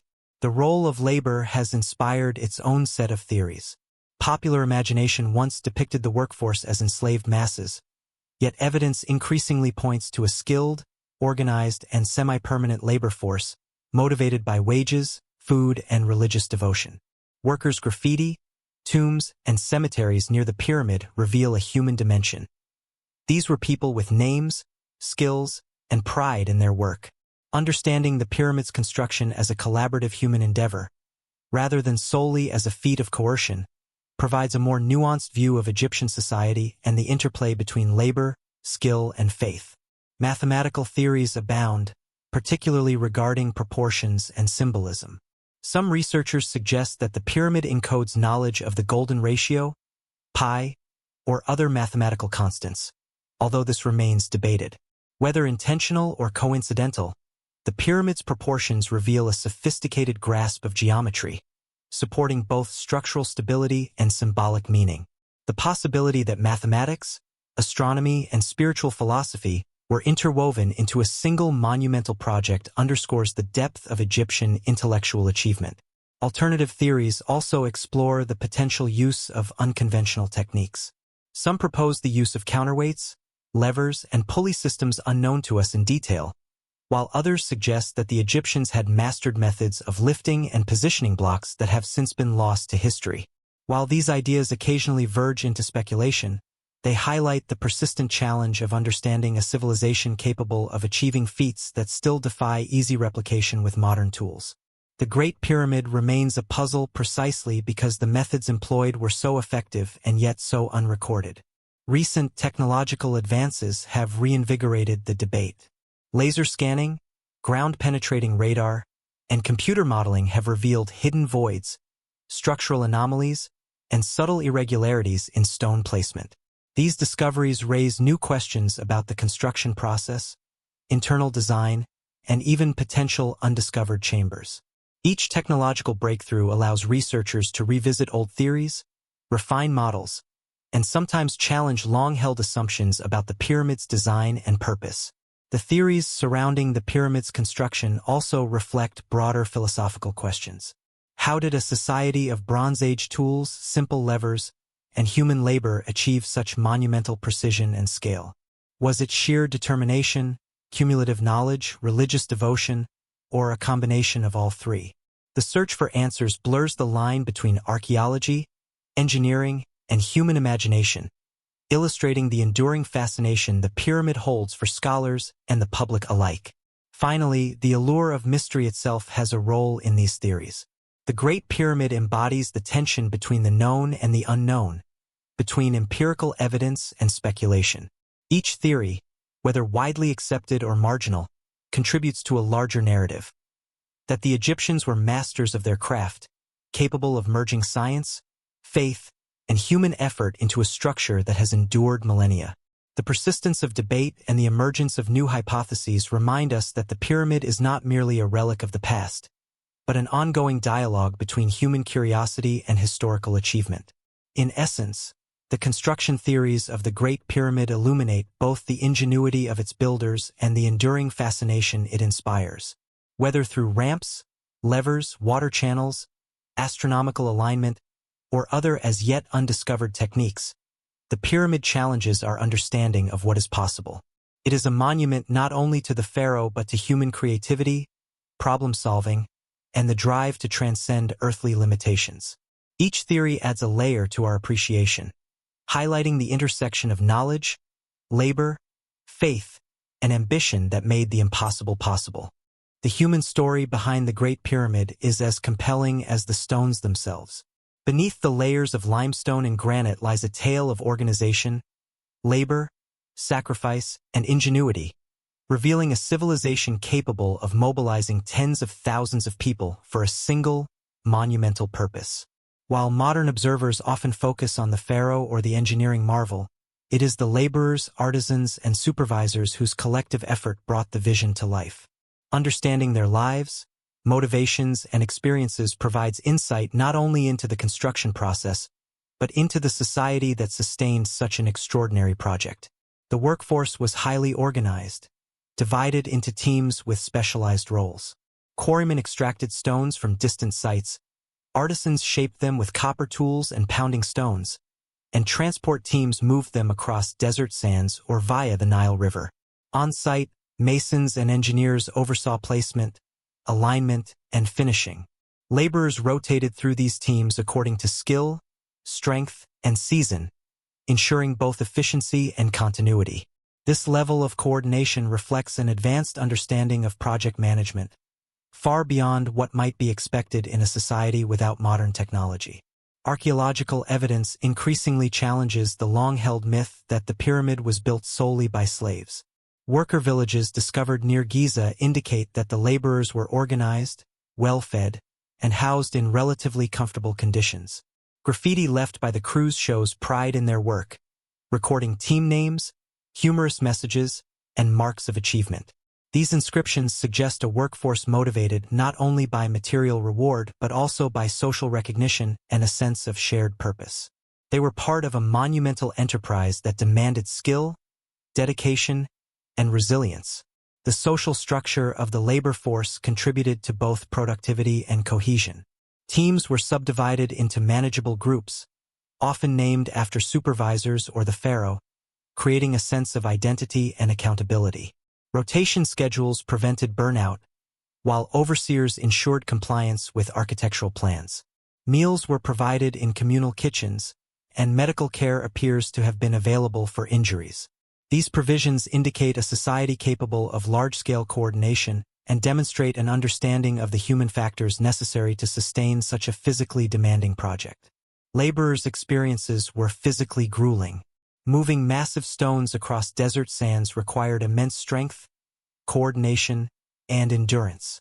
Teams likely used sledges and lubricated pathways to reduce friction, while levers, ramps, and counterweights facilitated lifting. The repetitive nature of the work demanded stamina, yet the Egyptians appear to have mitigated risk through careful planning, rotation, and specialized training. Workers were not only executing orders but applying learned techniques, understanding the physics of leverage, and contributing to a cumulative body of knowledge that evolved over generations. Skilled artisans played a crucial role in shaping and finishing the stones. Limestone blocks were cut with precision to fit tightly together, while granite blocks for the king's chamber were polished and set with extraordinary accuracy. These craftsmen required extensive training, passing down techniques through apprenticeship and hands-on practice. Their expertise ensured structural stability, aesthetic quality, and alignment with astronomical and symbolic requirements. Each block placed reflects the fusion of practical skill, artistic sensibility, and technical understanding. Supervisors and engineers coordinated labor, ensuring that the project adhered to the pharaoh's vision. They monitored placement, managed material flow, and solved problems as they arose. The successful completion of the pyramid demanded not only physical labor but intellectual effort, the capacity to anticipate challenges, adapt techniques, and integrate multiple aspects of construction, from foundation leveling to celestial alignment. These leaders acted as both managers and mediators, translating the pharaoh's vision into practical, achievable tasks.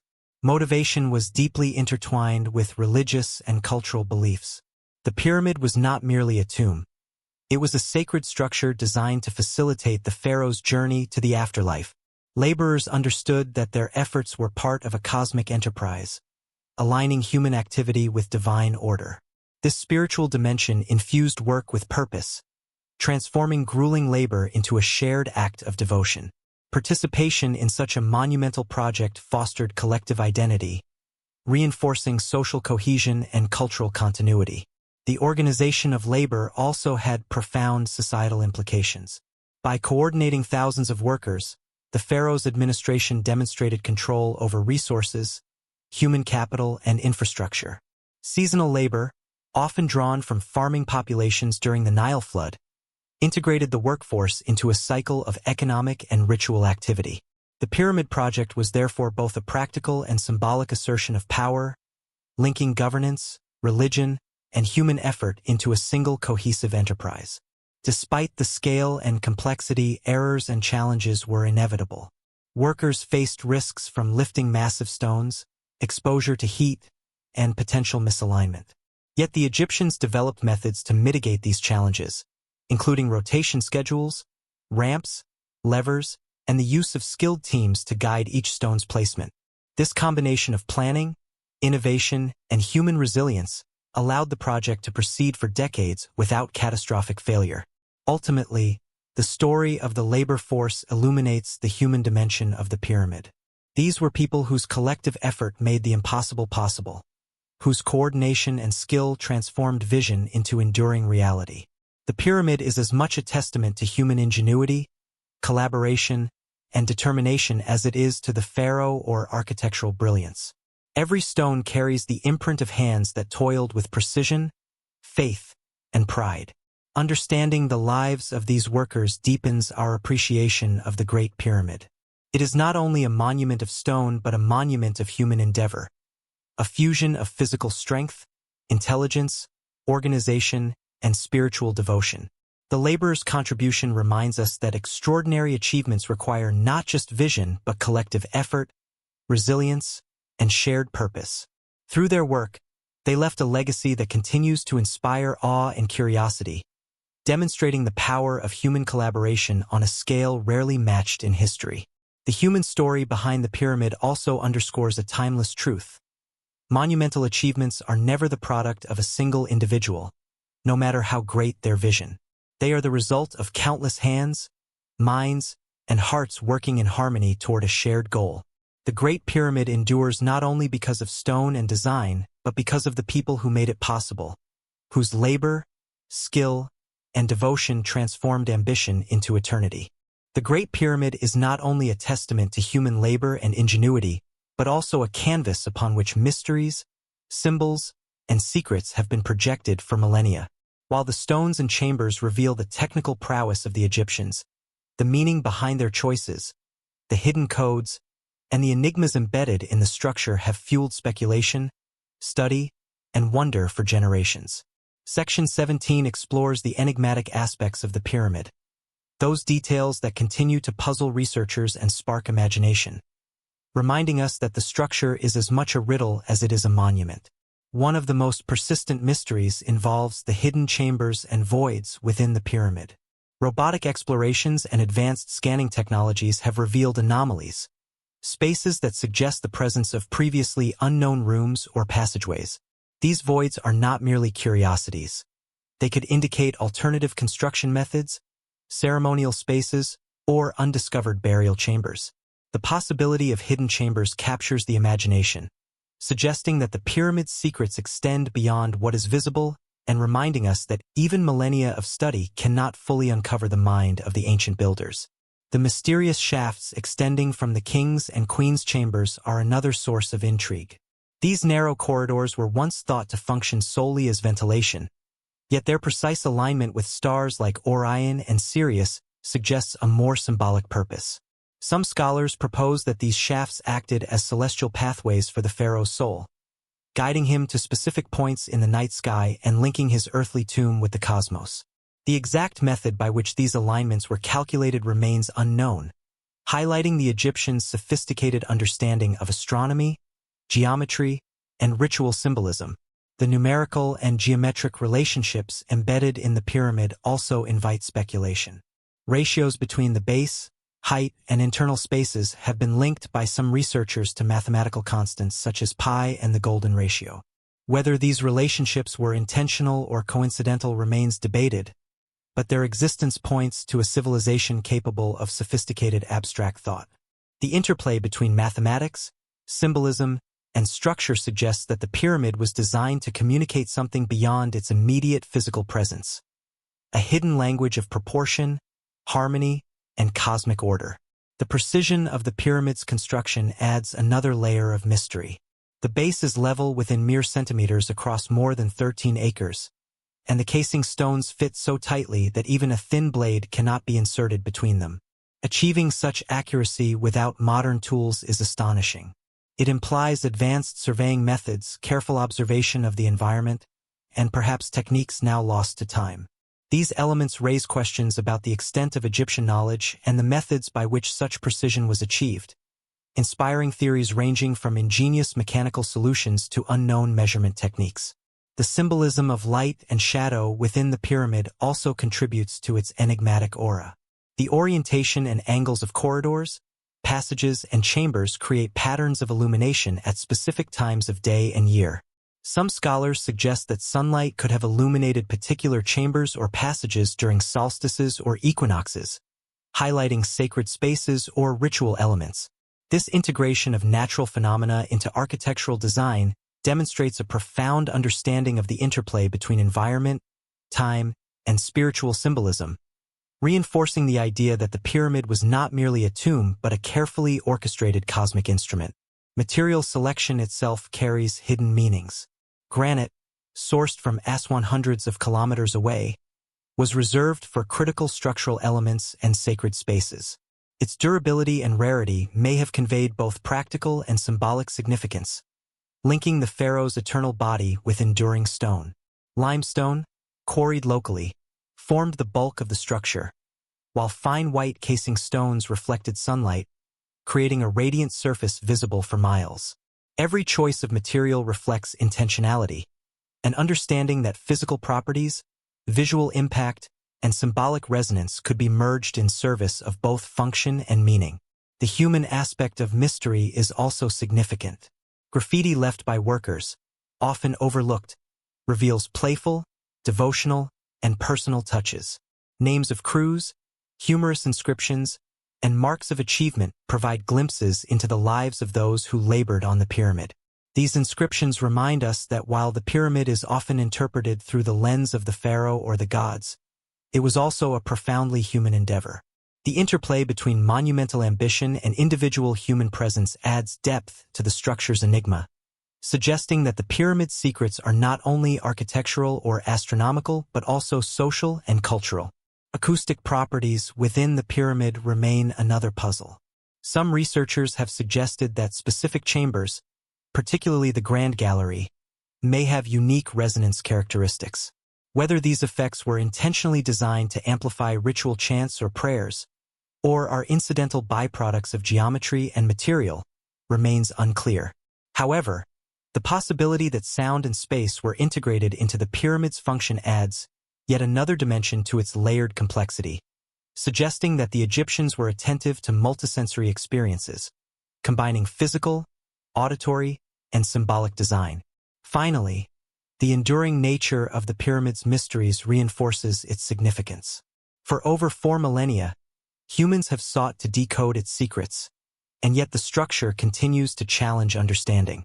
Each generation of researchers uncovers new clues, reevaluates old theories, and confronts the limitations of knowledge.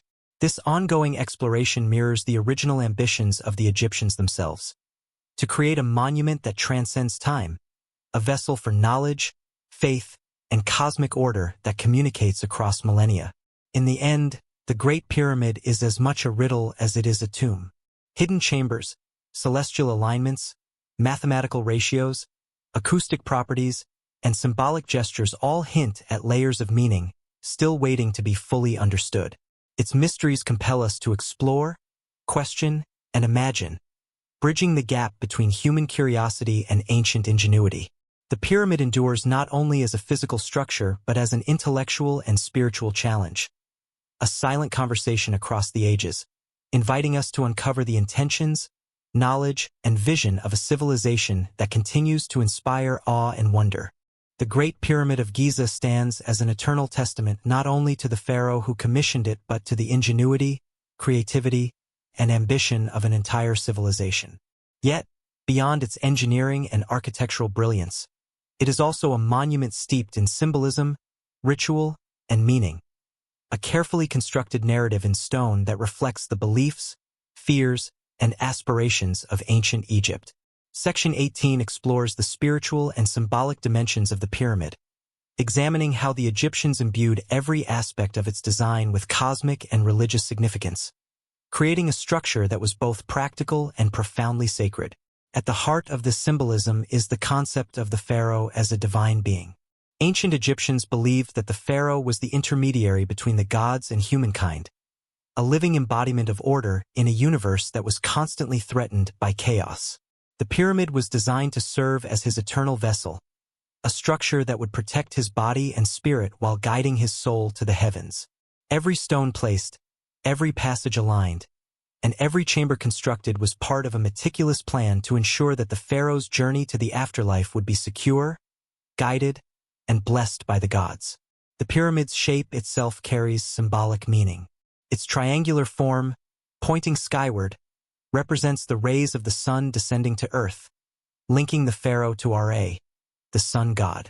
In essence, the pyramid was a solar symbol, designed to connect mortal and divine realms. The smooth, polished casing stones, which reflected sunlight to create a radiant beacon across the Giza plateau, reinforced this symbolism. From afar, the pyramid would have glimmered like a divine manifestation, a visible reminder of the pharaoh's power and his connection to the eternal cosmos. Inside, the layout of the pyramid reinforces this spiritual narrative.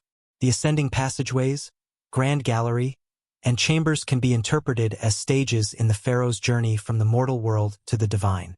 The king's chamber, aligned with the stars of Orion, symbolizes union with Osiris, the god of the afterlife, while the shafts that extend from both the king's and queen's chambers may have served as conduits for the pharaoh's spirit to ascend toward specific celestial destinations. The internal architecture thus becomes both functional and symbolic, guiding the soul through a sacred, orchestrated path.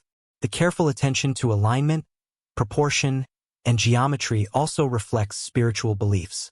The Egyptians viewed the cosmos as a highly ordered system, and the pyramid's near-perfect cardinal orientation and precise dimensions symbolize this cosmic harmony. By aligning the structure with the stars and integrating mathematical ratios into its design, the builders created a microcosm of the universe on Earth. The pyramid was more than a tomb. It was a physical manifestation of divine order, demonstrating that human effort could mirror celestial perfection. Ritual and ceremonial aspects were deeply embedded in the pyramid's construction. The laying of cornerstone blocks, the orientation of chambers, and the organization of labor may have been accompanied by religious observances. Workers likely performed rituals to sanctify the structure and ensure its spiritual efficacy. These ceremonies reinforced the sacred nature of the project, transforming what might otherwise have been purely laborious construction into a collective act of devotion. Even the mundane act of lifting and placing stones carried spiritual significance, connecting each worker to the eternal journey of the pharaoh. Symbolism extended to the materials themselves. Granite, sourced from distant quarries, was used in the king's chamber and other critical structural elements, emphasizing durability and permanence, fitting for a vessel intended to house a divine ruler forever. Limestone formed the bulk of the pyramid and was polished to reflect light, creating a radiant exterior that symbolized the pharaoh's eternal presence. Every choice of material carried intentionality, linking physical properties to spiritual meaning and reinforcing the idea that the pyramid was a bridge between the earthly and the divine. The pyramid's design also embodies the Egyptian concept of Ma'at, the principle of truth, balance, and cosmic order. By constructing a structure that aligned with the stars, maintained perfect proportions, and integrated both practical and symbolic elements, the builders expressed this principle physically. The pyramid thus became a manifestation of balance between earth and sky, mortal and divine, labor and purpose. A structure where the cosmic order was literally etched into stone. Human perception and experience were carefully considered as well. Walking through the ascending passageways and into the grand gallery would have created a sense of awe and anticipation. The deliberate narrowing of corridors, the soaring height of chambers, and the interplay of light and shadow were all designed to evoke emotional and spiritual responses. The pyramid was meant to be experienced as a sacred space, where physical movement mirrored a spiritual journey, and where architecture reinforced both reverence and devotion. The integration of celestial observation with symbolic architecture further highlights the depth of Egyptian cosmology. Aligning chambers and shafts with stars associated with gods like Osiris and Sirius ensured that the pharaoh's eternal journey was synchronized with cosmic rhythms. In this way, the pyramid was not just a tomb but a celestial instrument, harmonizing human endeavor with the movements of the heavens. This connection between architecture, astronomy, and spirituality underscores the Egyptians' holistic worldview, where every element of life, death, and the afterlife was interconnected. Finally, the spiritual and symbolic significance of the pyramid extends beyond its original context. For millennia, it has inspired awe, curiosity, and reverence across cultures. Its design communicates universal themes of mortality, transcendence, and the human desire to connect with something greater than oneself. The pyramid's enduring presence on the landscape serves as a reminder that human creativity and devotion can produce works that resonate across time, bridging the temporal with the eternal. In essence, the Great Pyramid is more than a physical structure. It is a spiritual narrative cast in stone. Every angle, chamber, and material choice reflects the Egyptians' desire to merge human effort with cosmic order, ensuring that the pharaoh's journey into eternity was protected, guided, and elevated. Its symbolic power endures today, inviting reflection on the human impulse to reach for the divine, to seek order in chaos, and to leave a lasting mark upon the world. The Great Pyramid of Giza has long captured the imagination not only for its monumental scale but also for the sheer audacity of its construction. Beyond the spiritual, symbolic, and technical dimensions, it also stands as a testament to human ambition and the lengths to which a civilization will go to immortalize a ruler. Section 19 delves into the cultural, social, and political forces that made such a feat possible, exploring how human ambition, governance, and societal structure coalesced to create one of the most enduring monuments in history. The pyramid was more than a tomb. It was a symbol of centralized authority and political power. Khufu, the pharaoh who commissioned the Great Pyramid, wielded absolute control over his kingdom, with the ability to mobilize vast resources and direct the labor of tens of thousands. The construction process required meticulous planning, supply chain management, and logistical oversight, all orchestrated by a sophisticated administrative system. This ability to command labor and materials on such a scale was not merely practical. It reinforced the pharaoh's authority, demonstrating that his power extended from the Nile to the stars above, encompassing both earthly governance and divine mandate. Cultural factors also played a crucial role. Ancient Egyptian society was steeped in religious belief, where the pharaoh was perceived as divine, and the afterlife was a central concern. Building a monumental tomb was a culturally reinforced imperative, ensuring that the pharaoh's journey to eternity would be successful and that cosmic order would be maintained. Laborers, artisans, and overseers were thus not merely executing physical tasks. They were participating in a sacred enterprise that merged societal duty with spiritual obligation. This alignment of personal, social, and religious motivation was essential in sustaining the effort over the decades required to complete the pyramid. Social cohesion was another factor that enabled the construction of the pyramid.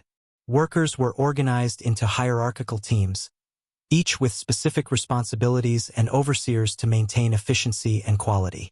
Evidence from workers' villages suggests that these individuals were well-fed, provided medical care, and rotated through tasks to prevent exhaustion. The presence of communal dining, living quarters, and care for injured workers indicates that the Pharaohs' administration understood the human dynamics necessary to sustain large-scale labor. This social infrastructure was critical in maintaining morale, motivation, and productivity, demonstrating an understanding of collective psychology and human resource management that rivals modern project management. Economic organization underpinned this effort. The pyramid's construction required enormous quantities of stone, food, and tools, necessitating advanced planning and resource allocation. Farmers and laborers often worked during the Nile's inundation period, when fields were flooded and agricultural work was impossible. This seasonal mobilization ensured a continuous labor force while integrating economic cycles with monumental construction. Logistics were carefully managed to transport limestone, granite, and other materials over long distances, with the Nile serving as a natural conduit for heavy stones. This economic planning reflects a civilization capable of coordinating human, material, and environmental resources with remarkable efficiency. Political considerations also shaped the construction process. The pyramid was a public demonstration of the pharaoh's capability, reinforcing his legitimacy and authority both domestically and abroad. Its sheer size and visibility communicated power, while the precision and sophistication of its construction reflected the state's organizational competence. Neighboring states and subjects could witness the scale of the pharaoh's control, while citizens internalized the narrative of divine kingship and social order. In this way, the pyramid functioned as both a tomb and a political instrument, merging ideology with monumental architecture. The human ambition behind the pyramid cannot be overstated.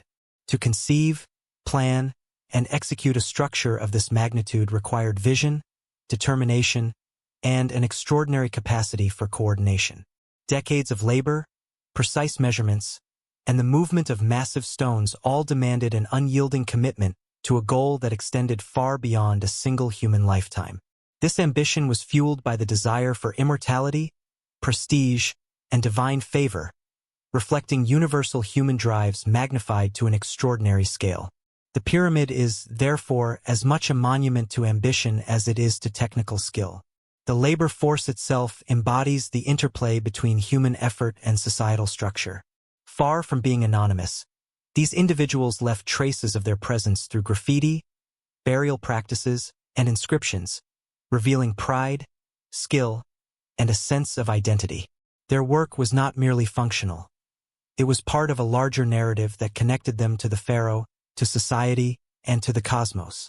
This human dimension emphasizes that monumental achievements rely on collective effort, organization, and shared purpose, as much as on vision or technical knowledge. Cultural and artistic values also shaped the pyramid. The Egyptians were deeply attuned to aesthetics, proportion, and symbolism.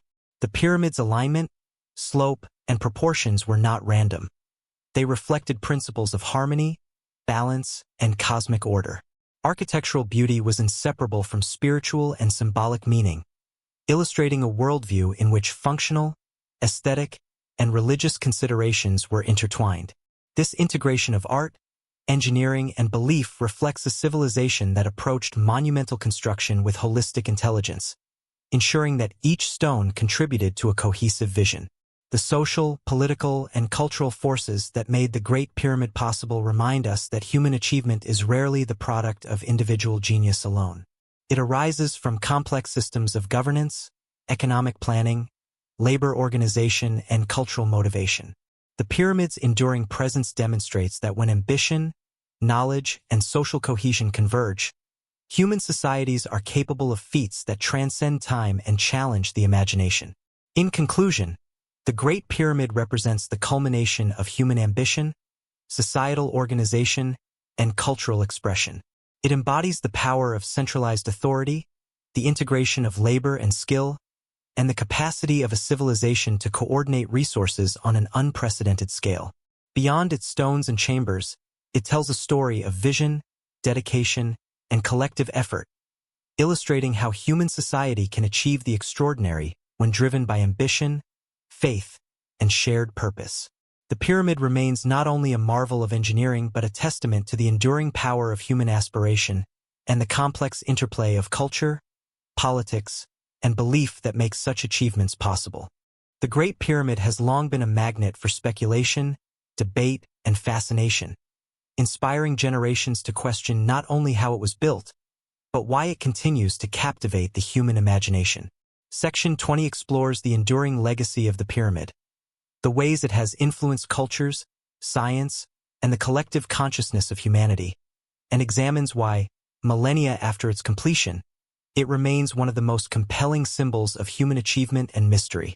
From the earliest travelers to modern scholars, the Great Pyramid has evoked awe. Ancient Greek historians like Herodotus marveled at its size and precision, describing the monumental effort required to quarry, transport, and assemble its stones. To them, the pyramid was a monument to human ingenuity, yet also an object of mystery, inspiring tales of hidden knowledge and divine inspiration. These early accounts laid the groundwork for centuries of speculation, framing the pyramid not merely as a tomb but as a symbol of the extraordinary capabilities of humankind. The cultural impact of the pyramid has been profound. Throughout history, it has inspired architecture, art, and literature. From Renaissance scholars attempting to emulate Egyptian techniques to modern architects referencing the pyramid's geometry, its influence extends far beyond the Nile.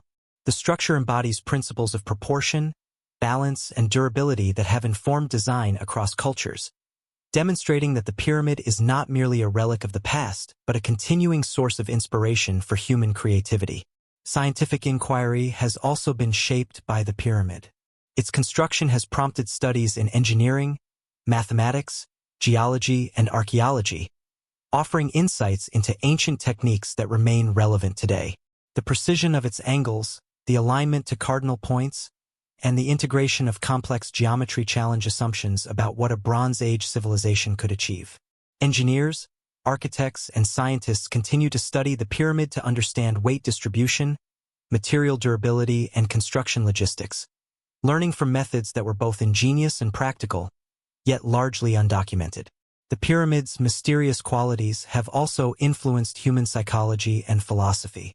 Its scale, symmetry, and precision evoke feelings of awe and contemplation, encouraging reflection on human potential and the passage of time.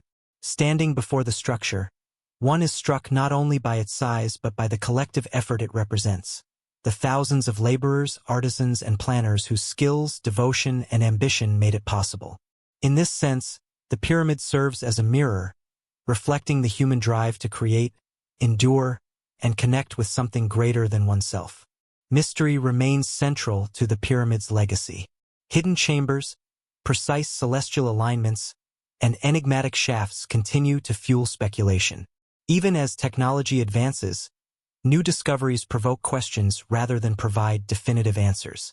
Robotic explorations have detected voids that may contain previously unknown spaces, while laser scanning reveals subtle anomalies in stone placement and internal structure.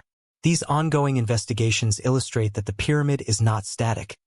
It is a dynamic source of inquiry, reminding us that human knowledge is continually expanding and that ancient ingenuity often exceeds our assumptions. The spiritual and symbolic resonance of the pyramid also contributes to its legacy. It represents the Egyptian worldview, in which mortality, the afterlife, and cosmic order are intertwined.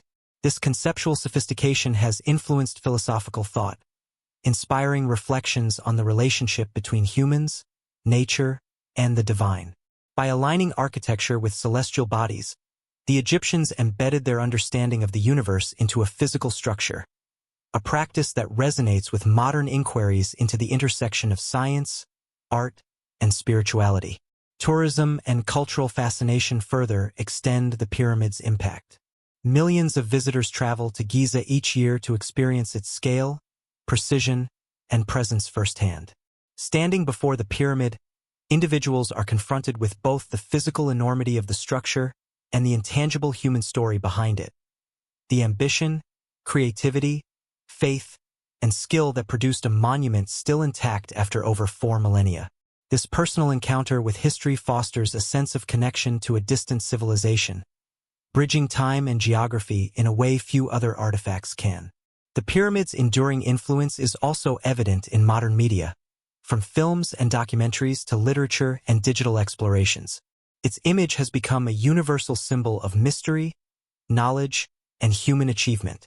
This cultural omnipresence reinforces its significance, ensuring that the story of the pyramid continues to be told, studied, and reimagined for new generations.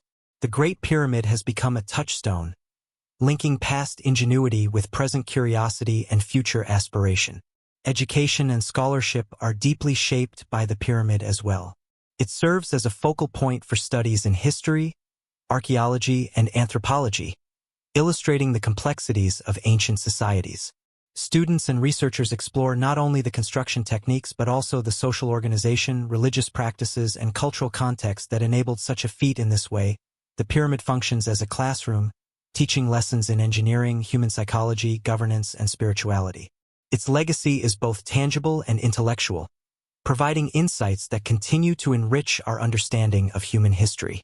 Ultimately, the pyramid endures because it embodies both human achievement and the mystery of our past.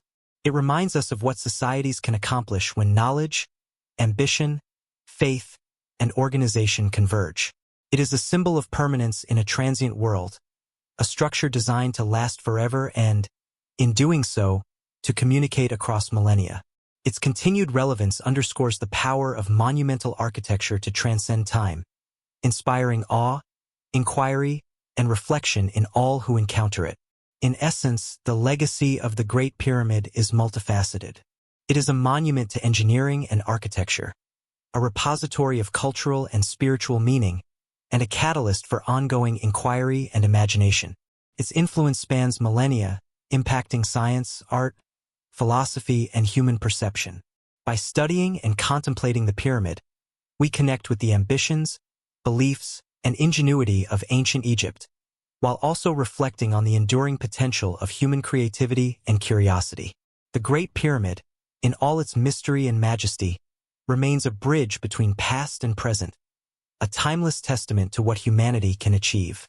The Great Pyramid continues to fascinate not only because of its size or precision, but because it embodies the intersection of human ambition, ingenuity, and the quest for eternity.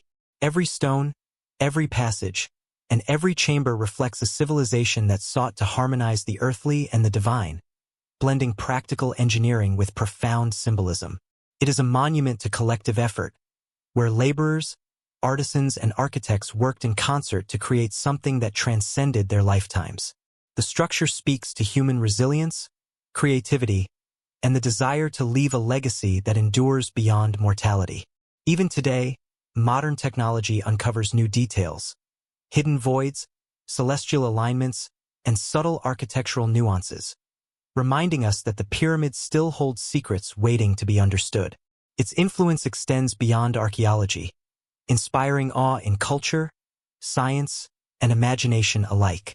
More than a tomb, it is a narrative in stone, a record of ambition, faith, and ingenuity.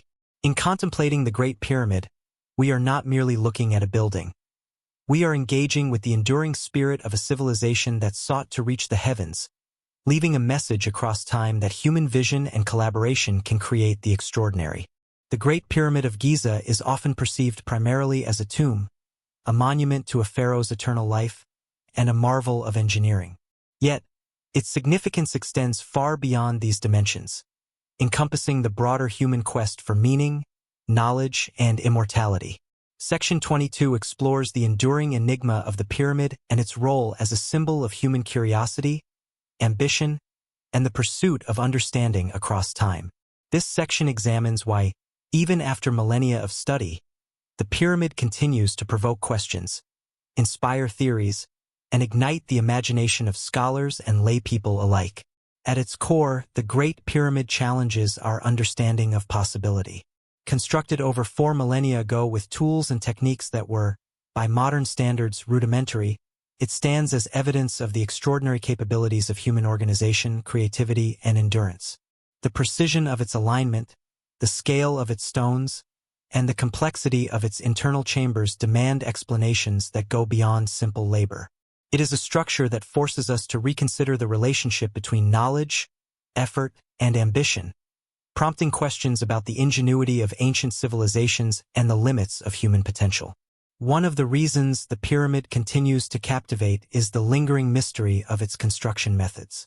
Despite decades of research, no definitive consensus exists about how the Egyptians transported, lifted, and precisely placed millions of massive stones. Hypotheses range from straight and zigzagging ramps to internal spiral ramps, water-assisted transport, and counterweight systems. Each theory sheds light on possible strategies, yet none fully captures the ingenuity, coordination, and knowledge that the actual builders must have possessed. The uncertainty itself fuels fascination, illustrating the human desire to solve puzzles and uncover hidden truths. The internal design and hidden chambers add another layer of intrigue. Robotic exploration and ground-penetrating radar have revealed voids and anomalies within the pyramid that may conceal previously unknown chambers or passageways. The precise purpose of these spaces remains speculative, sparking debates about whether they were functional, ceremonial, symbolic, or even intentionally concealed. These uncertainties transform the pyramid from a static monument into a dynamic puzzle, a structure that engages curiosity and invites continued investigation. Every discovery raises further questions, underscoring the idea that even the most studied achievements can retain secrets across millennia. Astronomical alignment continues to be a key aspect of the pyramid's enduring mystery. The shafts of the king's and queen's chambers align with specific stars, and the entire structure is oriented almost perfectly along the cardinal points. This demonstrates an understanding of celestial mechanics that is astonishing for its time, suggesting that the Egyptians integrated observational astronomy with architecture in ways that were deeply symbolic and functional. The interplay of stars, light, and shadow within the pyramid creates a sense of cosmic order, connecting earthly construction with celestial rhythms. This alignment has inspired generations of archaeoastronomers, engineers, and theorists, emphasizing the intersection of science, spirituality, and human ingenuity. Symbolism and spirituality remain central to the pyramid's lasting impact. Each aspect of its design, from the ascending passageways to the king's chamber and the orientation of its shafts, was intended to guide the pharaoh's soul and connect him with divine forces. This sacred purpose transforms the pyramid into more than a tomb. It becomes a manifestation of the Egyptian worldview, in which life, death, and the cosmos are interconnected. By examining these spiritual dimensions, we gain insight into how ancient societies integrated belief, ritual, and architecture to create structures that communicated meaning beyond the material world. The human element of the pyramid also contributes to its enduring fascination. Laborers, artisans, scribes, and overseers all played vital roles in its construction. Evidence of their lives, from graffiti to cemeteries, reveals pride, skill, and dedication, emphasizing that monumental achievement is always a collective endeavor. Understanding the pyramid in terms of human labor, motivation, and organization adds depth to our appreciation, reminding us that behind the stones and geometry were thousands of individuals whose efforts, ingenuity, and perseverance made the impossible possible. Technological innovation and scientific inquiry continue to expand our understanding of the pyramid. Modern tools such as 3D scanning, computer modeling, and non-invasive exploration techniques have allowed researchers to study its construction and internal structure in unprecedented detail. Each advancement prompts new questions, challenging previous assumptions and inspiring fresh hypotheses. In this way, the pyramid functions as an ongoing experiment in human curiosity, demonstrating how ancient achievements can remain relevant, instructive, and inspiring even thousands of years after their creation. Cultural fascination also plays a significant role in the pyramid's enduring enigma. Its image has become synonymous with mystery, achievement, and the unknown. It appears in art, literature, film, and popular culture, symbolizing human aspiration, the quest for knowledge, and the tension between the known and the unknown. This cultural resonance ensures that the pyramid remains a focal point of imagination and inquiry, bridging history with contemporary fascination and continuing to inspire both scientific and creative exploration. Finally, the pyramid's mystery is amplified by its longevity. Surviving over 4 millennia of environmental, social, and political changes, it challenges our perception of time, endurance, and legacy. The structure stands as a reminder that human achievement can transcend temporal boundaries, and that the questions it poses about construction, purpose, and meaning are timeless. It is this combination of physical permanence, intellectual challenge, and spiritual resonance that ensures the pyramid's continued allure. In conclusion, the Great Pyramid endures because it embodies the intersection of human ingenuity, ambition, and mystery. Its construction, alignment, internal design, and symbolic purpose continue to provoke inquiry and inspire imagination. It is a structure that defies easy explanation, bridging science, spirituality, and culture. As a monument, a puzzle, and a source of inspiration, the pyramid challenges us to explore the limits of human potential, to appreciate the complexity of ancient civilizations, and to reflect on the enduring human desire to reach beyond the ordinary. Its mystery is not a limitation but a testament to its greatness, ensuring that the pyramid remains a timeless symbol of curiosity, creativity, and the quest for understanding. The story of the Great Pyramid of Giza culminates not merely in its construction, its precision, or the mystery of its chambers, but in the enduring human fascination it inspires. Section 23 serves as a reflection on the pyramid's ultimate significance, both as a physical monument and as a symbol of human ambition, ingenuity, and the quest for immortality. It explores how the Great Pyramid continues to shape our understanding of history, our perception of human capability, and our appreciation of the extraordinary possibilities that arise when vision, skill, and collective effort converge. The Great Pyramid stands as a bridge between past and present, a structure that communicates across millennia. It is a tangible connection to a civilization that flourished over 4,000 years ago, offering a glimpse into their technological capabilities, social organization, and spiritual beliefs. Yet, beyond this historical lens, the pyramid functions as a metaphor for human aspiration. The drive to reach beyond immediate limitations, to create something that endures, and to leave a mark upon the world that transcends mortality. Its stones, aligned with the stars and fitted with extraordinary precision, are a testament to a civilization that sought to harmonize human effort with cosmic order, embodying both material accomplishment and spiritual intent. The emotional resonance of the pyramid is profound. Standing before its immense scale, one is struck not only by the magnitude of the achievement but by the human effort behind it. Tens of thousands of laborers, artisans, engineers, and overseers contributed their skills, strength, and ingenuity to a single, decades-long project. Their collective labor, guided by ambition, faith, and vision, transformed abstract ideas into an enduring reality. The pyramid thus embodies the power of collaboration, demonstrating that extraordinary achievements arise not from isolated genius alone, but from coordinated human effort guided by shared purpose. The pyramid's enduring mystery amplifies its emotional and intellectual impact. Despite centuries of study, advanced technology, and modern research, questions remain about the methods of construction, the purpose of hidden chambers, and the symbolic intent of its design. Each new discovery, whether a previously unknown void or a subtle anomaly in alignment, reinvigorates inquiry and reminds us that the ancient Egyptians achieved feats that still challenge contemporary understanding. This persistent uncertainty is part of the pyramid's power. It invites curiosity, inspires imagination, and demands reflection on the capabilities of past civilizations. The spiritual and symbolic dimensions of the pyramid deepen its significance. Designed to ensure the pharaoh's journey into the afterlife, it reflects the Egyptians' sophisticated understanding of mortality, cosmic order, and divine connection.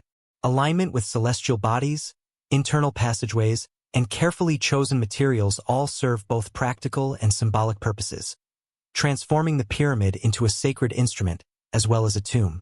This fusion of function, artistry, and spirituality illustrates how human creativity can integrate multiple dimensions of meaning, leaving a legacy that resonates across both time and culture.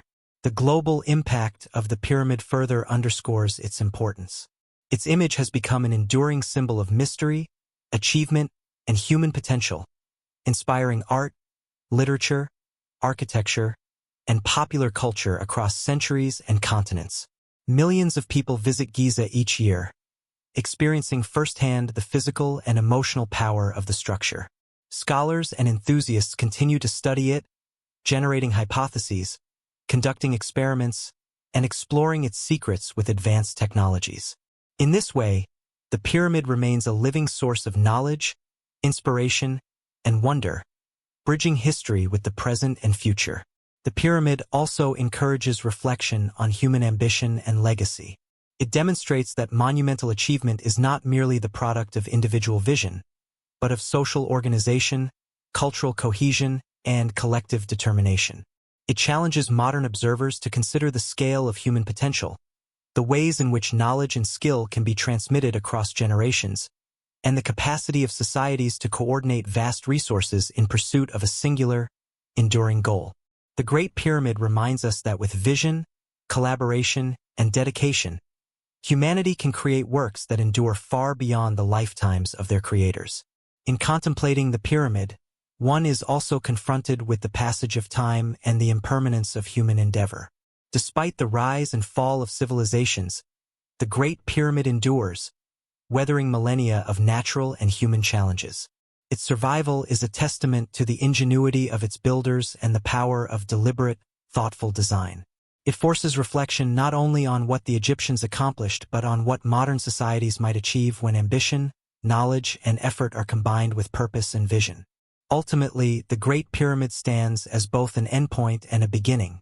It is the culmination of ancient Egyptian ambition, engineering, and spiritual devotion, and simultaneously a point of departure for endless exploration, speculation, and admiration. It embodies the timeless human desire to reach beyond the ordinary, to leave a legacy, and to communicate across generations. Its stones, chambers, and alignments speak to the ingenuity, perseverance, and imagination of those who built it, while continuing to inspire new generations to question, discover, and dream. The pyramid's final lesson is one of reflection. It challenges us to consider the capabilities of humanity, the power of shared purpose, and the mysteries that endure even in the face of centuries of inquiry. It invites contemplation of both the achievements of the past and the possibilities of the future, reminding us that human ambition, when combined with knowledge, skill, and collective effort, can produce works of enduring wonder. The Great Pyramid remains more than a monument. It is a dialogue across time, a bridge connecting the aspirations of ancient builders with the curiosity and imagination of all who encounter it today. In conclusion, the Great Pyramid of Giza is an extraordinary synthesis of ambition, skill, spirituality, and mystery. It embodies the pinnacle of human achievement while simultaneously inviting reflection, inquiry, and wonder. Its presence challenges assumptions, inspires creativity, and connects us to a distant civilization that achieved the extraordinary. As we stand before it, study it, or contemplate its secrets, we are reminded of the enduring power of human ingenuity, the value of collective effort, and the timeless quest to leave a mark upon the world that transcends generations. The Great Pyramid endures not only as a monument to the pharaoh who commissioned it, but as a testament to the limitless potential of humanity itself.